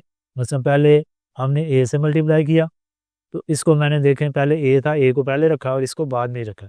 इसी तरह फिर बाद में हमने इसको b से मल्टीप्लाई किया तो b पहले है और a + b को बाद में लिखा। तो यहाँ पे साथ आप मेंशन भी कर दें, हवाला भी दे दें, रेफरेंस भी दे दें कि हमने ये कैसे किया है कि राइट डिस्ट्रीब्यूटिव प्रॉपर्टी का इस्तेमाल करके इसको लिखा। इसके बाद अब लेफ्ट डिस्ट्रीब्यूटिव प्रॉपर्टी पीछे हमने क्वेश्चन में प्रूफ भी किया कि ए बाहर हो सकता है और अंदर बी प्लस सी हो रहा हो, तो फिर हम क्या करेंगे, उसी तरह ए पहले है तो ए बी, और इसी तरह ए पहले है तो ए सी प्लस ए सी, तो ये भी होल्ड करती है मैट्रिसेस के केस में। अब यहाँ पे वो लेफ्ट डिस्ट्रीब्यूटिव प्रॉपर्टी हम लगाएंगे कि ए को ए से मल्टीप्लाई किया ए स्क्वायर, फिर ए को बी से मल्टीप्लाई किया ए बी, ऑर्डर का ख्याल रखा कि पहले ए है तो ए को पहले ए लिखा। इसके बाद प्लस यहाँ भी वही काम किया कि दोनों से बारी बारी मल्टीप्लाई किया, बी है प्लस बी स्क्वायर। तो साथ आप मेंशन कर दें कि यहाँ पे अब हम लेफ्ट डिस्ट्रीब्यूटिव प्रॉपर्टी यूज़ करें। ठीक है, अब देखें ए बी है, ये बी है। अगर तो नंबर्स होते तो हम कह देते कि ए बी और बी ए सेम आना है आंसर, तो इसको 2ab लिख लेते, लेकिन ये नंबर्स नहीं है, ये मैट्रिसेस है। तो हमने अभी पीछे भी बात की कि A B is not equal to B है। अब नीचे आप रीजनिंग देंगे कि as A B is not equal to B A in general, इसका मतलब है इसको हम 2ab नहीं लिख सकते, यानी A B plus B A is not equal to 2ab। तो लिहाजा हम कह सकते हैं कि ये जो लेफ्ट हैंड साइड है is not equal to A square plus 2ab plus B square in general. कभी कभार हो सकता है लेकिन जनरली नहीं होते इक्वल। सेम इसी पैटर्न पे आपने सेकंड पार्ट को प्रूव करना है। वैसे तो मैं रिकमेंड करूँगा कि आपको अगर फर्स्ट पार्ट समझ आ गया तो इसको खुद प्रूव करें, सिर्फ प्लस की जगह माइनस हमने यूज़ करना है। तो इसको भी हम कह सकते हैं कि ए माइनस बी को ए माइनस बी से मल्टीप्लाई किया तो ये आया। अब यहाँ भी आप राइट डिस्ट्रीब्यूटिव प्रॉपर्टी लगाएं, इसको समझे सी, तो बारी बारी आप इसको अंदर डिस्ट्रीब्यूट करें दोनों के साथ। तो पहले लिखें ए माइनस बी, फिर minus B into A minus B. साथ हम हवाला दे देते हैं कि हमने राइट डिस्ट्रीब्यूटिव प्रॉपर्टी जो है वो यूज़ की है, ताकि एग्जामिनर को पता लगे कि इसने ये कैसे काम किया। उसके बाद अब यहाँ पे लेफ़्ट डिस्ट्रीब्यूटिव प्रॉपर्टी, ए को बारी बारी दोनों के साथ मल्टीप्लाई करेंगे। ठीक है, ये एडिशन और सब्ट्रैक्शन दोनों में होल्ड करती हैं। तो A square minus A B, इसके बाद फिर यहाँ भी वही काम करेंगे कि बी ए माइनस देखें प्लस हो जाएगा बी स्क्वायर। अब वही बात कि A B is not equal to B है, अगर ये इक्वल होते तो -2ab लिख देते। तो वही रीजनिंग देंगे कि as A B is not equal to B A in general, तो हम कह सकते हैं कि -ab minus B A is not equal to -2ab। तो लिहाजा ए माइनस बी का whole square is not equal to A square minus 2ab plus B square. इसके बाद थर्ड पार्ट रह गया। थर्ड पार्ट में भी हम जो है वो लेफ्ट हैंड साइड लेते हैं ए plus B A minus B. तो वही प्रॉपर्टी आपने फॉलो करनी है जो हमने पीछे फॉलो की है। ठीक है, उसी प्रॉपर्टी के मुताबिक किसको आप समझे, ये सी है, तो ये बन रहा है ए प्लस बी सी। तो राइट डिस्ट्रीब्यूटिव प्रॉपर्टी आप लगाएं कि इसको बारी बारी ए के साथ और फिर बी के साथ मल्टीप्लाई करें। ऑर्डर का ख्याल रखें, पहले ए है तो पहले ए ही लिखें, और इसी तरह पहले बी है तो पहले बी ही लिखें। अब यहाँ भी हवाला आप दे दें कि हमने राइट जो डिस्ट्रीब्यूटिव प्रॉपर्टी है उसका इस्तेमाल किया। ठीक है, उसके बाद अब लेफ़्ट डिस्ट्रीब्यूटिव प्रॉपर्टी के मुताबिक इसको अंदर डिस्ट्रीब्यूट करते हैं। तो हमारे पास क्या आ जाएगा, ये आ जाएगा ए स्क्वायर और माइनस है ए बी। ए पहले था तो ए को पहले लिखे, फिर यहाँ भी वही काम किया, दोनों से बारी बारी बी ए माइनस है बी स्क्वायर। अब अगर तो ए बी और बी आपस में इक्वल होते तो ये हम कैंसिल कर देते, तो ये ख़त्म हो जाता, तो A square minus B square आ जाता, लेकिन ये आपस में इक्वल नहीं है तो हम इनको कैंसिल नहीं कर सकते। हम लिखेंगे as A B is not equal to B A in general, तो minus A B plus B is not equal to null matrix, यानी ये नल मैट्रिक्स के इक्वल नहीं होगा। तो आप लिख देंगे hence A plus B into A minus B is not equal to A square minus B square. तो ये क्वेश्चन आपका कंप्लीट हो गया। अब हम चलते हैं नेक्स्ट क्वेश्चन, क्वेश्चन नंबर 5 की तरफ। क्वेश्चन नंबर 5 में देखें तो हमें एक मैट्रिक्स गिवन है 3x3 ऑर्डर की स्क्वायर मैट्रिक्स है। तो कहते हैं then find A plus A transpose. ये टी का मतलब है ट्रांसपोज। ट्रांसपोज लेना आपने सीखा था क्लास मतलब मैट्रिक लेवल पे भी, तो इंशाल्लाह इधर भी आपको दोबारा एक्सप्लेन कर देता हूँ कि ट्रांसपोज लेना क्या होता है। फिर ए माइनस ए ट्रांसपोज, फिर A multiply by A transpose A multiply by and A transpose का ट्रांसपोज। ये तकरीबन बनते हैं 5 पार्ट्स, इनको हमने 1 बाय 1 सॉल्व करना है। आसान काम है, मुश्किल नहीं है। तो पहला अगर हम पार्ट देखें जो कि हमें गिवन है, क्या गिवन है कि ए प्लस ए ट्रांसपोज। उसके मुताबिक मैं क्या करता हूँ कि ए मैट्रिक्स की जगह उसकी मैट्रिक्स लिख दी, और ए ट्रांसपोज की जगह मैंने ए की जगह एक मैट्रिक्स लिखे, ऊपर छोटा सा टी डाल दिया। इसका मतलब ये है कि अभी हमने इसका ट्रांसपोज लेना है। आप चाहे तो डायरेक्टली ट्रांसपोज लेके भी इसकी जगह ये मैट्रिक्स लिख सकते हैं। बहरहाल मैं एक स्टेप एक्स्ट्रा करूँगा ताकि आपको एक्सप्लेन कर सकूँ। तो पहली मैट्रिक्स तो हमारे पास एज इट इज़ रहेगी, उसमें तो कोई फ़र्क नहीं आएगा। अब इसका हमने ट्रांसपोज लेके यहाँ पे लिखना है। ट्रांसपोज का मतलब ये होता है कि जो रोज़ होती है उनको कॉलम्स बना दे, या जो कॉलम्स हैं उनको रोज़ बना दे। दोनों तरीके दुरुस्त हैं। मैं क्या करता हूँ, ये जो फर्स्ट रो है ना, इसको इस मैट्रिक्स का क्या बना देता हूँ, फर्स्ट कॉलम। यानी फर्स्ट रो को इस तरह मैंने फर्स्ट कॉलम के तौर पे देखें लिख दिया। ठीक है, जो फर्स्ट रो थी उसको इस तरह कॉलम की तरह लिख दिया। इसी तरह सेकंड रो को इस तरह सेकंड कॉलम की तरह लिख दिया। फिर थर्ड रो को इसी तरह थर्ड कॉलम की तरह लिख दिया। ठीक है, तो ये आपका क्या आ गया, ट्रांसपोज। सिंपल सा काम है कि रोज़ को आपने कॉलम्स की फॉर्म में लिख देना है, या यूँ भी कर सकते हैं आपके कॉलम्स को रोज़ की फॉर्म में लिख दें, वो भी ठीक है। अब हमने इनको ऐड करना है, तो कॉरस्पॉन्डिंग एलिमेंट्स को ऐड करेंगे। मसलन देखें, -1 में प्लस माइनस -1 होगा तो -2 आ जाएगा। ठीक है, इसी तरह 2 + 1 3 आ जाएगा। 3 प्लस माइनस माइनस होगा, 3 - 3 0 आ जाएगा। और ये जमा करना हम पीछे सीख चुके हैं, कोई मुश्किल काम नहीं है। इसी तरह आपने कॉरस्पॉन्डिंग एलिमेंट्स को जमा करना है, तो ये आंसर आ जाएगा। इसके बाद जो नेक्स्ट पार्ट है उसमें हमने करना है जी A - A ट्रांसपोज। जो प्लस की जगह क्या आ जाएगा, माइनस। ठीक है, ए की जगह मैंने ए मैट्रिक्स लिखी, फिर ए की जगह ए मैट्रिक्स लिखी, ऊपर छोटा सा टी डाल दिया कि अभी हमने ट्रांसपोज लेना है। पहली मैट्रिक्स एज इट इज़ आएगी। तो ट्रांसपोज में हमने क्या करना है कि जो फर्स्ट रो है, ये फर्स्ट रो नज़र आ रही है, इसको इस तरह फर्स्ट कॉलम के तौर पे लिख दिया। फिर ये जो सेकंड रो है, इसको सेकंड कॉलम के तौर पे आपने लिख दिया। फिर ये जो थर्ड रो है, इसको थर्ड कॉलम के तौर पे आपने लिख दिया। तो ये ट्रांसपोज हो गया। अब माइनस ही करना है, वो माइनस हमने पीछे भी किया। आई होप कि आपके लिए कोई मुश्किल चीज़ नहीं है। जैसे -1 में से -1 करेंगे, ये माइनस माइनस प्लस हो जाएगा, तो -1 + 1 क्या आ जाएगा, 0। कॉरस्पॉन्डिंग एलिमेंट्स में से कॉरस्पॉन्डिंग एलिमेंट आपने माइनस करना है। इसी तरह 2 - 1 क्या आ जाएगा, 1। 3 माइनस माइनस क्या हो जाएगा, प्लस, कितना हो जाएगा, 6। तो इस तरह आप इनको लिख सकते हैं। उसके बाद जो इसका हमारे पास थर्ड पार्ट है, उसमें कहता है A × A ट्रांसपोज। ठीक है, इसमें अब हमने मल्टीप्लाई करना है, तो पहले हम उसी तरह ट्रांसपोज ले लेते हैं। ए को मैंने उसी तरह लिखा, फिर ए मैट्रिक्स लिखे, ऊपर छोटा सा टी लगा दिया कि अभी हमने ट्रांसपोज लेना है। तो ट्रांसपोज जैसे पीछे हमने काम किया था उसी तरह करना है कि फर्स्ट रो को फर्स्ट कॉलम के तौर पे, सेकंड रो को सेकंड कॉलम के तौर पे, और थर्ड रो को थर्ड कॉलम के तौर पे। अब करना है मल्टीप्लाई। एडिशन और सब्ट्रैक्शन काफ़ी आसान काम है, मल्टीप्लिकेशन में थोड़े स्टेप्स हमारे ज़्यादा हो जाते हैं।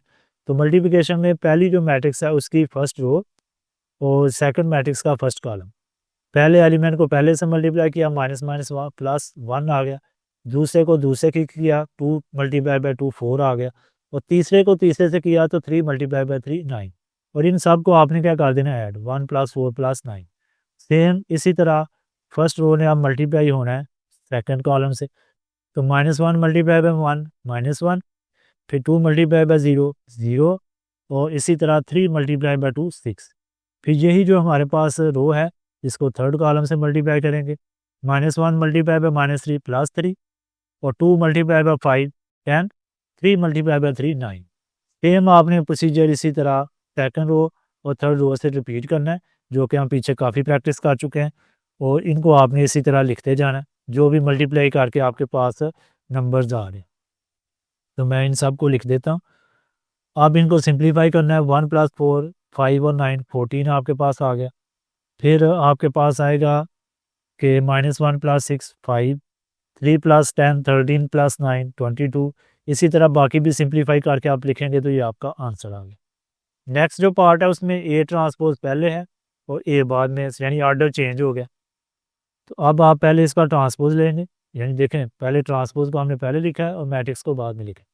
तो ट्रांसपोज अभी है लेना है, तो फर्स्ट रो को फर्स्ट कॉलम के तौर पे आप लिखेंगे, उसी तरह सेम वही प्रोसीजर आप फॉलो करेंगे। सेकंड रो को सेकंड कॉलम के तौर पे आप लिखेंगे, और थर्ड रो को थर्ड कॉलम के तौर पे। ये यानी हमने ट्रांसपोज ले लिया। सेकंड मैट्रिक्स उसी तरह देगी। तो सेम उसी प्रोसीजर के मुताबिक जिस तरह हमने पीछे मल्टीप्लाई किया कि फर्स्ट रो फर्स्ट कॉलम, फिर फर्स्ट रो सेकंड कॉलम, फिर first row third column. I hope कि आपको ये अब मल्टीप्लिकेशन आ चुकी है, इसको ज़्यादा एक्सप्लेन करने की हमें ज़रूरत नहीं है, ये काम आप खुद कर लेंगे इंशाल्लाह। तो इसको जब आप सिंप्लीफाई करेंगे तो ये आपके पास फाइनल आंसर आ जाएगा। आप वीडियो को पास करके चेक कर सकते हैं स्टेप्स। मैं ज़्यादा डिटेल में नहीं किया क्योंकि काफ़ी हमने प्रैक्टिस कर ली। इसका लास्ट पार्ट कहता है ए ट्रांसपोज का आपने ट्रांसपोज लेना है, यानी 2 दफ़ा किसी मैट्रिक्स का ट्रांसपोज लेना। अब ये ए मैट्रिक्स है हमारे पास, इसका ट्रांसपोज लेना है हमने। तो फर्स्ट रो को ये पहली दफ़ा ट्रांसपोज ले रहे हैं, फर्स्ट रो को फर्स्ट कॉलम के तौर पे मैंने लिखा, फिर सेकंड रो को सेकंड कॉलम के तौर पे लिखा, फिर थर्ड रो को थर्ड कॉलम के तौर पे लिख दिया। ये काम हो गया। अब कहते हैं दोबारा ट्रांसपोज, क्योंकि 2 दफ़ा टी है ना, इसी का, ये जो आपके पास है ना, इसी का दोबारा ट्रांसपोज लेना है। ये नहीं कि पहली का ही दोबारा ले लेना है। ये जो आपके पास पहला स्टेप आपने किया, इसी का दोबारा हमने ट्रांसपोज लेना है। अब फिर दोबारा फर्स्ट रो को फर्स्ट कॉलम के तौर पे लिख दिया, फिर सेकंड रो को सेकंड कॉलम के तौर पे लिख दिया, और थर्ड रो को थर्ड कॉलम के तौर पे लिख दिया। तो ये हमारे पास क्या आ गया, आंसर आ गया।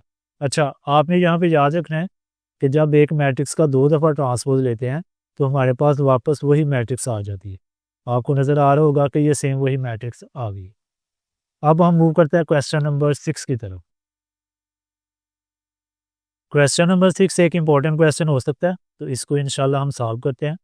स्टेटमेंट है जी कि सॉल्व द मैट्रिक्स इक्वेशन, कि आपको एक मैट्रिक्स से इक्वेशन दी हुई है, इसको आपने सॉल्व करना है। जिस तरह अलजेब्रा में हमें एक इक्वेशन दी होती थी, उसमें कोई ना कोई एक अननोन वेरिएबल एक्स वाई वगैरह होता था, और हमें बोला जाता था जी कि उसकी वैल्यू फाइंड करें। सॉल्व करने से मुराद यही होता है कि जो किसी इक्वेशन में अननोन चीज़ होती है उसको हमने फाइंड करना होता है। अब इस इक्वेशन में अननोन क्या हो सकता है, देखें ए तो हमें दिया हुआ है, उसने एक मैट्रिक्स दी है जो कि ऑर्डर 3/3 की है, यानी कि स्क्वायर मैट्रिक्स है। उसके बाद हमें आई नज़र आ रहा है, और आई का भी हमें पता है आई क्या होती है, आइडेंटिटी मैट्रिक्स। ठीक है, तो ये भी हमें नोन है। तो अननोन फिर कौन सी हुई मैट्रिक्स हमारे पास, अननोन आपको मैट्रिक्स नज़र आ रही होगी कि ये एक्स होगी, यानी कि हमने एक्स मैट्रिक्स फाइंड करनी है इसमें, क्योंकि मैट्रिक्स इक्वेशन है, तो इसमें जो आंसर आएगा वो एक मैट्रिक्स ही आएगा। ठीक है, अलजेब्रा में तो वैल्यू आती है एक पर्टिकुलर, लेकिन यहाँ पे हमारे पास जो आंसर आएगा वो मैट्रिक्स आएगा। तो इसको सॉल्व करने के लिए हमें पता होना चाहिए, ए की जगह देखें, इसकी जगह तो मैं ए लिख दूंगा ये मैट्रिक्स। ठीक है, आई की जगह भी हम आइडेंटिटी मैट्रिक्स लिख देंगे, लेकिन इसमें ख्याल रखना है कि आइडेंटिटी मैट्रिक्स कौन सी लिखनी है। देखें, आइडेंटिटी मैट्रिक्स पहली बात तो स्क्वायर मैट्रिक्स होती है, और उसके डिफरेंट आर्डर हो सकते हैं, 2/2 की हो सकती है, 3/3 की हो सकती है, 4/4 की हो सकती है। तो हमने देखना है कि हमें जो गिवन मैट्रिक्स है वो किस आर्डर की है, 3/3 की स्क्वायर मैट्रिक्स। तो इस स्क्वायर मैट्रिक्स में अगर हमने देखें 4 को जब आई से मल्टीप्लाई करके फिर हमने ए में ऐड करना है, तो दो मैट्रिक्स को तभी ऐड कर सकते हैं जब उनका ऑर्डर सेम हो। तो लिहाजा आई भी जो हमारे पास होनी चाहिए वो 3/3 ऑर्डर की होनी चाहिए। तो हम आइडेंटिटी मैट्रिक्स भी खुद बना लेंगे, ए मैट्रिक्स गिवन है, आइडेंटिटी भी खुद बना लेंगे, और एक्स हमने बिलोंग करनी है। ये जो ए स्क्वायर है ना, इसको पहले हमें फाइंड करना पड़ेगा, ताकि वो बाद में फिर हम इसमें वो मैट्रिक्स से जहाँ पे लिख सकें और इसको सॉल्व कर सकें। तो लिहाजा पहले हमने ए स्क्वायर फाइंड करना है। ए स्क्वायर का मतलब होता है कि ए को आपने ए से मल्टीप्लाई करना है। ठीक है, ए स्क्वायर का क्या मतलब है, ए मैट्रिक्स को ए से मल्टीप्लाई करना है। ठीक है, तो ए की जगह 2 दफ़ा हम मैट्रिक्स लिखेंगे, ए की जगह ये मैट्रिक्स मैट्रिक्स लिखी, फिर मल्टीप्लाई बाय ए की जगह वही मैट्रिक्स हमने लिख ली। अब इनको मल्टीप्लाई करना है, मल्टीप्लिकेशन हम पीछे भी काफ़ी करके आए हैं कि पहली जो मैट्रिक्स है उसकी रो लेनी है, और जो सेकंड मैट्रिक्स है उसका कॉलम लेना है। तो फर्स्ट एलिमेंट को फर्स्ट एलिमेंट से हमने मल्टीप्लाई करना है। ठीक है, तो क्या आ जाएगा 2 टाइम्स 4। फिर सेकंड एलिमेंट को सेकंड एलिमेंट से मल्टीप्लाई करेंगे तो क्या आ जाएगा 0 मल्टीप्लाई बाय 2 0। और फिर थर्ड एलिमेंट 1 को 1 से मल्टीप्लाई करेंगे तो 1। यानी फर्स्ट रो ने फर्स्ट कॉलम से मल्टीप्लाई कर लिया। अब सेकंड कॉलम की बारी आ गई, इधर भी वही काम करना है, 2 मल्टीप्लाई बाय 0 0, फिर 0 मल्टीप्लाई बाय 1 0, फिर 1 मल्टीप्लाई बाय -1 -1। फिर थर्ड कॉलम की बारी आ गई कि 2 मल्टीप्लाई बाय 1 2, फिर 0 मल्टीप्लाई बाय 3 0, और 1 मल्टीप्लाई बाय 0 0। तो ये फर्स्ट रो का काम खत्म। अब सेकंड रो की बारी आ गई, सेम वही प्रोसीजर हमने अपनाना है कि 2 मल्टीप्लाई बाय 2 4, फिर 1 मल्टीप्लाई बाय 2 2, इसी तरह 3 मल्टीप्लाई बाय 1 3। फिर इसी रो ने सेकंड कॉलम से मल्टीप्लाई किया 0 1 और -3। फिर इसी रो ने थर्ड कॉलम से मल्टीप्लाई किया 2 1 मल्टीप्लाई बाय 3 3 3 मल्टीप्लाई बाय 0 0। इसी तरह बाकी भी जब आप जाएंगे मतलब कि थर्ड रो में, तो बाकी एलिमेंट्स भी हम उसी तरह मल्टीप्लाई करके लिख सकते हैं इसके। ठीक है, तो इस तरह ये हमारे पास एलिमेंट आ जाएंगे सारे। अब इनको सिंप्लीफाई करना है, आप चाहे तो डायरेक्टली आंसर लिख सकते हैं, मैं जस्ट एक स्टेप एक्स्ट्रा इसलिए कर रहा हूँ ताकि आपको समझ आ जाए कि कैसे हम मल्टीप्लाई कर रहे हैं। अब 4 + 1 5, इसी तरह 0 + 0 -1 -1। फिर उसी तरह हमारे पास 2 + 0 + 0 2, 4 + 2 + 3 9, फिर 1 - 3 -2, 2 + 3 5, 2 - 2 0, 0 - 1 -1, 1 - 3 -2। ये हमने ए स्क्वायर मैट्रिक्स यानी कि फाइंड कर लिया। अब नेक्स्ट हमारा काम ये होगा कि हम इक्वेशन को लिखेंगे। Left hand side a² - 5a + 4a - x, और राइट साइड पे क्या है 0। ए स्क्वायर की जगह जो मैट्रिक्स हमने फाइंड किया वो लिखी, -5, ए की जगह वही मैट्रिक्स जो हमें गिवन है वो लिखी, +4, और आई की जगह आइडेंटिटी मैट्रिक्स हमने लिया है 3/3 आर्डर की, कि आइडेंटिटी मैट्रिक्स में जो मेन डायगोनल होता है उसके एलिमेंट 1 1, बाकी सारे 0। अब आपने क्या करना है कि पहली मैट्रिक्स तो एज इट इज़ रहेगी, उसमें तो कोई चेंज नहीं आएगा। ये जो 5 है ना, ये एक स्केलर नंबर है, ये हर मैट्रिक्स के हर एलिमेंट से मल्टीप्लाई होगा। जब भी हम किसी स्केलर नंबर को याद रखना, आपने किसी मैट्रिक्स के साथ मल्टीप्लाई करते हैं ना, तो वो जो नंबर होता है ना, उसने हर एलिमेंट से मल्टीप्लाई करना होता है। ये नहीं कि किसी एक पर्टिकुलर रो या पर्टिकुलर कॉलम से मल्टीप्लाई करना है, बल्कि हर एलिमेंट से मल्टीप्लाई करना है। तो 5 इनसे मल्टीप्लाई होगा, 5 मल्टीप्लाई बाय 2 10, फिर 5 मल्टीप्लाई बाय 0 0, 5 मल्टीप्लाई बाय 1 5। इसी तरह 5 multiply by 2 10, 5 multiply by 1 5, 5 multiply by 3 50। Minus बाहर है, माइनस को नहीं हम अंदर लेके गए, माइनस बाहर ही है, फिर हम 5 नंबर से मल्टीप्लाई कर रहे हैं। इसी तरह 4 को भी देखें, जब मल्टीप्लाई करेंगे 4 1 आर 4, और 0 वालों से मल्टीप्लाई होकर 0 हो जाएगा। फिर क्या है, ये मेन डायगोनल के एलिमेंट 4 4 हो जाएंगे। अब क्या है कि ये दो मैट्रिसेस माइनस हो रही हैं और ये उनमें जमा हो रही है, तो इनको हम सिंप्लीफाई कर लेते हैं, यानी कि प्लस माइनस हमने करना है इनको सिंपली, और कुछ नहीं करना। तो लिख लेते हैं जी कि 5 - 10 + 4, यानी ये जो पहले पहले एलिमेंट है इनको हम पहले आपस में प्लस माइनस करें। उसके बाद -1, ठीक है, -0 और +0, इस तरह हमने इनको लिख लिया। तो इसी तरह कॉरेस्पॉन्डिंग जो एलिमेंट्स हैं वो आपस में आप प्लस माइनस करते जाएं, 2 + 5 + 0, फिर उसके बाद 9 - 10 और +0, फिर -2 -5 और +4, इसके बाद 5 -15 और +0, इसी तरह लास्ट रो में 0 -5 और +0, फिर -1 माइनस ये प्लस हो जाएगा, +5, तो आगे आ जाएगा +0, ठीक है, ये 0 आ जाएगा। उसके बाद लास्ट वाले में -2 -0 और +4, इस तरह ये हमने लिख लिया। अब इनको सिंप्लीफाई करना है।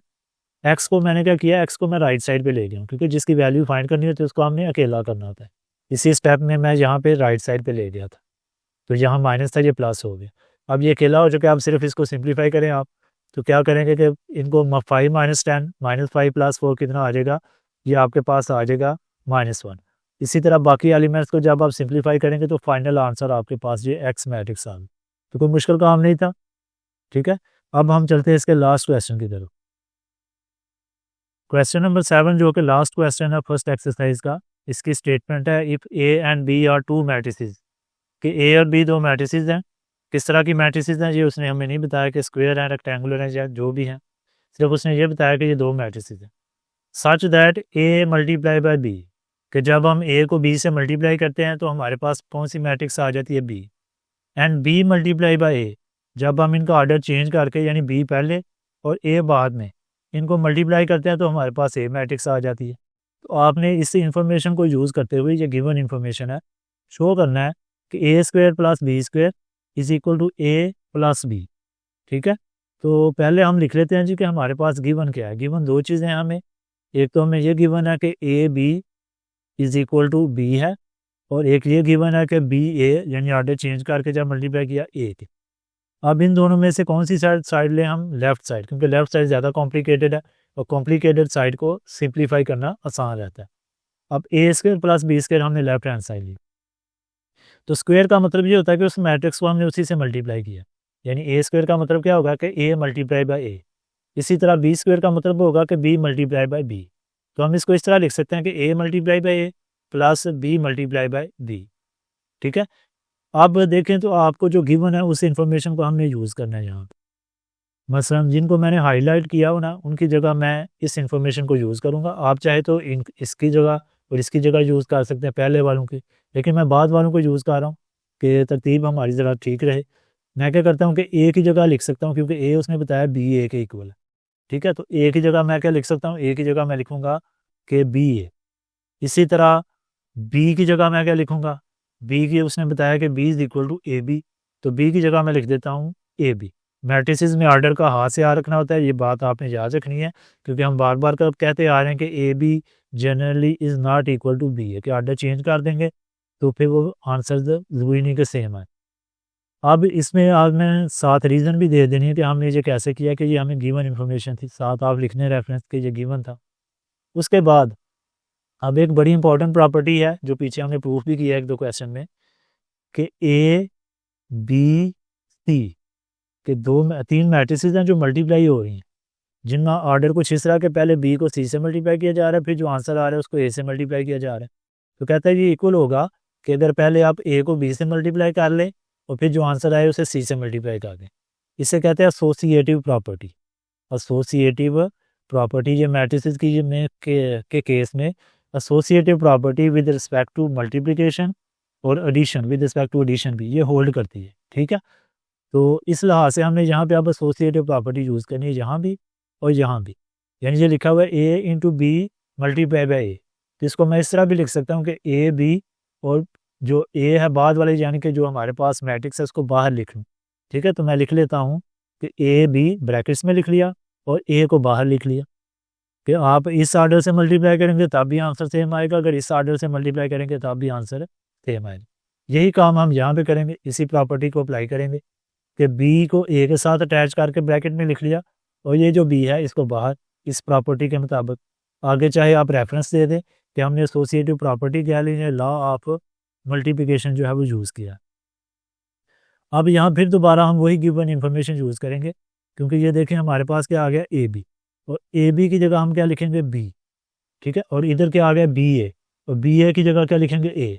तो हम दोबारा वही इन्फॉर्मेशन यूज़ करेंगे, इसकी जगह बी और साथ ए आ गया और इसकी जगह ए और साथ बी आ गया। अब फिर दोबारा साथ आप चाहे हवाला दे दें कि ये गिवन इन्फॉर्मेशन हमने यूज़ की है, फिर दोबारा वही गिवन इन्फॉर्मेशन हम यूज़ करेंगे कि बी ए क्या आ जाएगा ए और ए बी क्या आ जाएगा बी।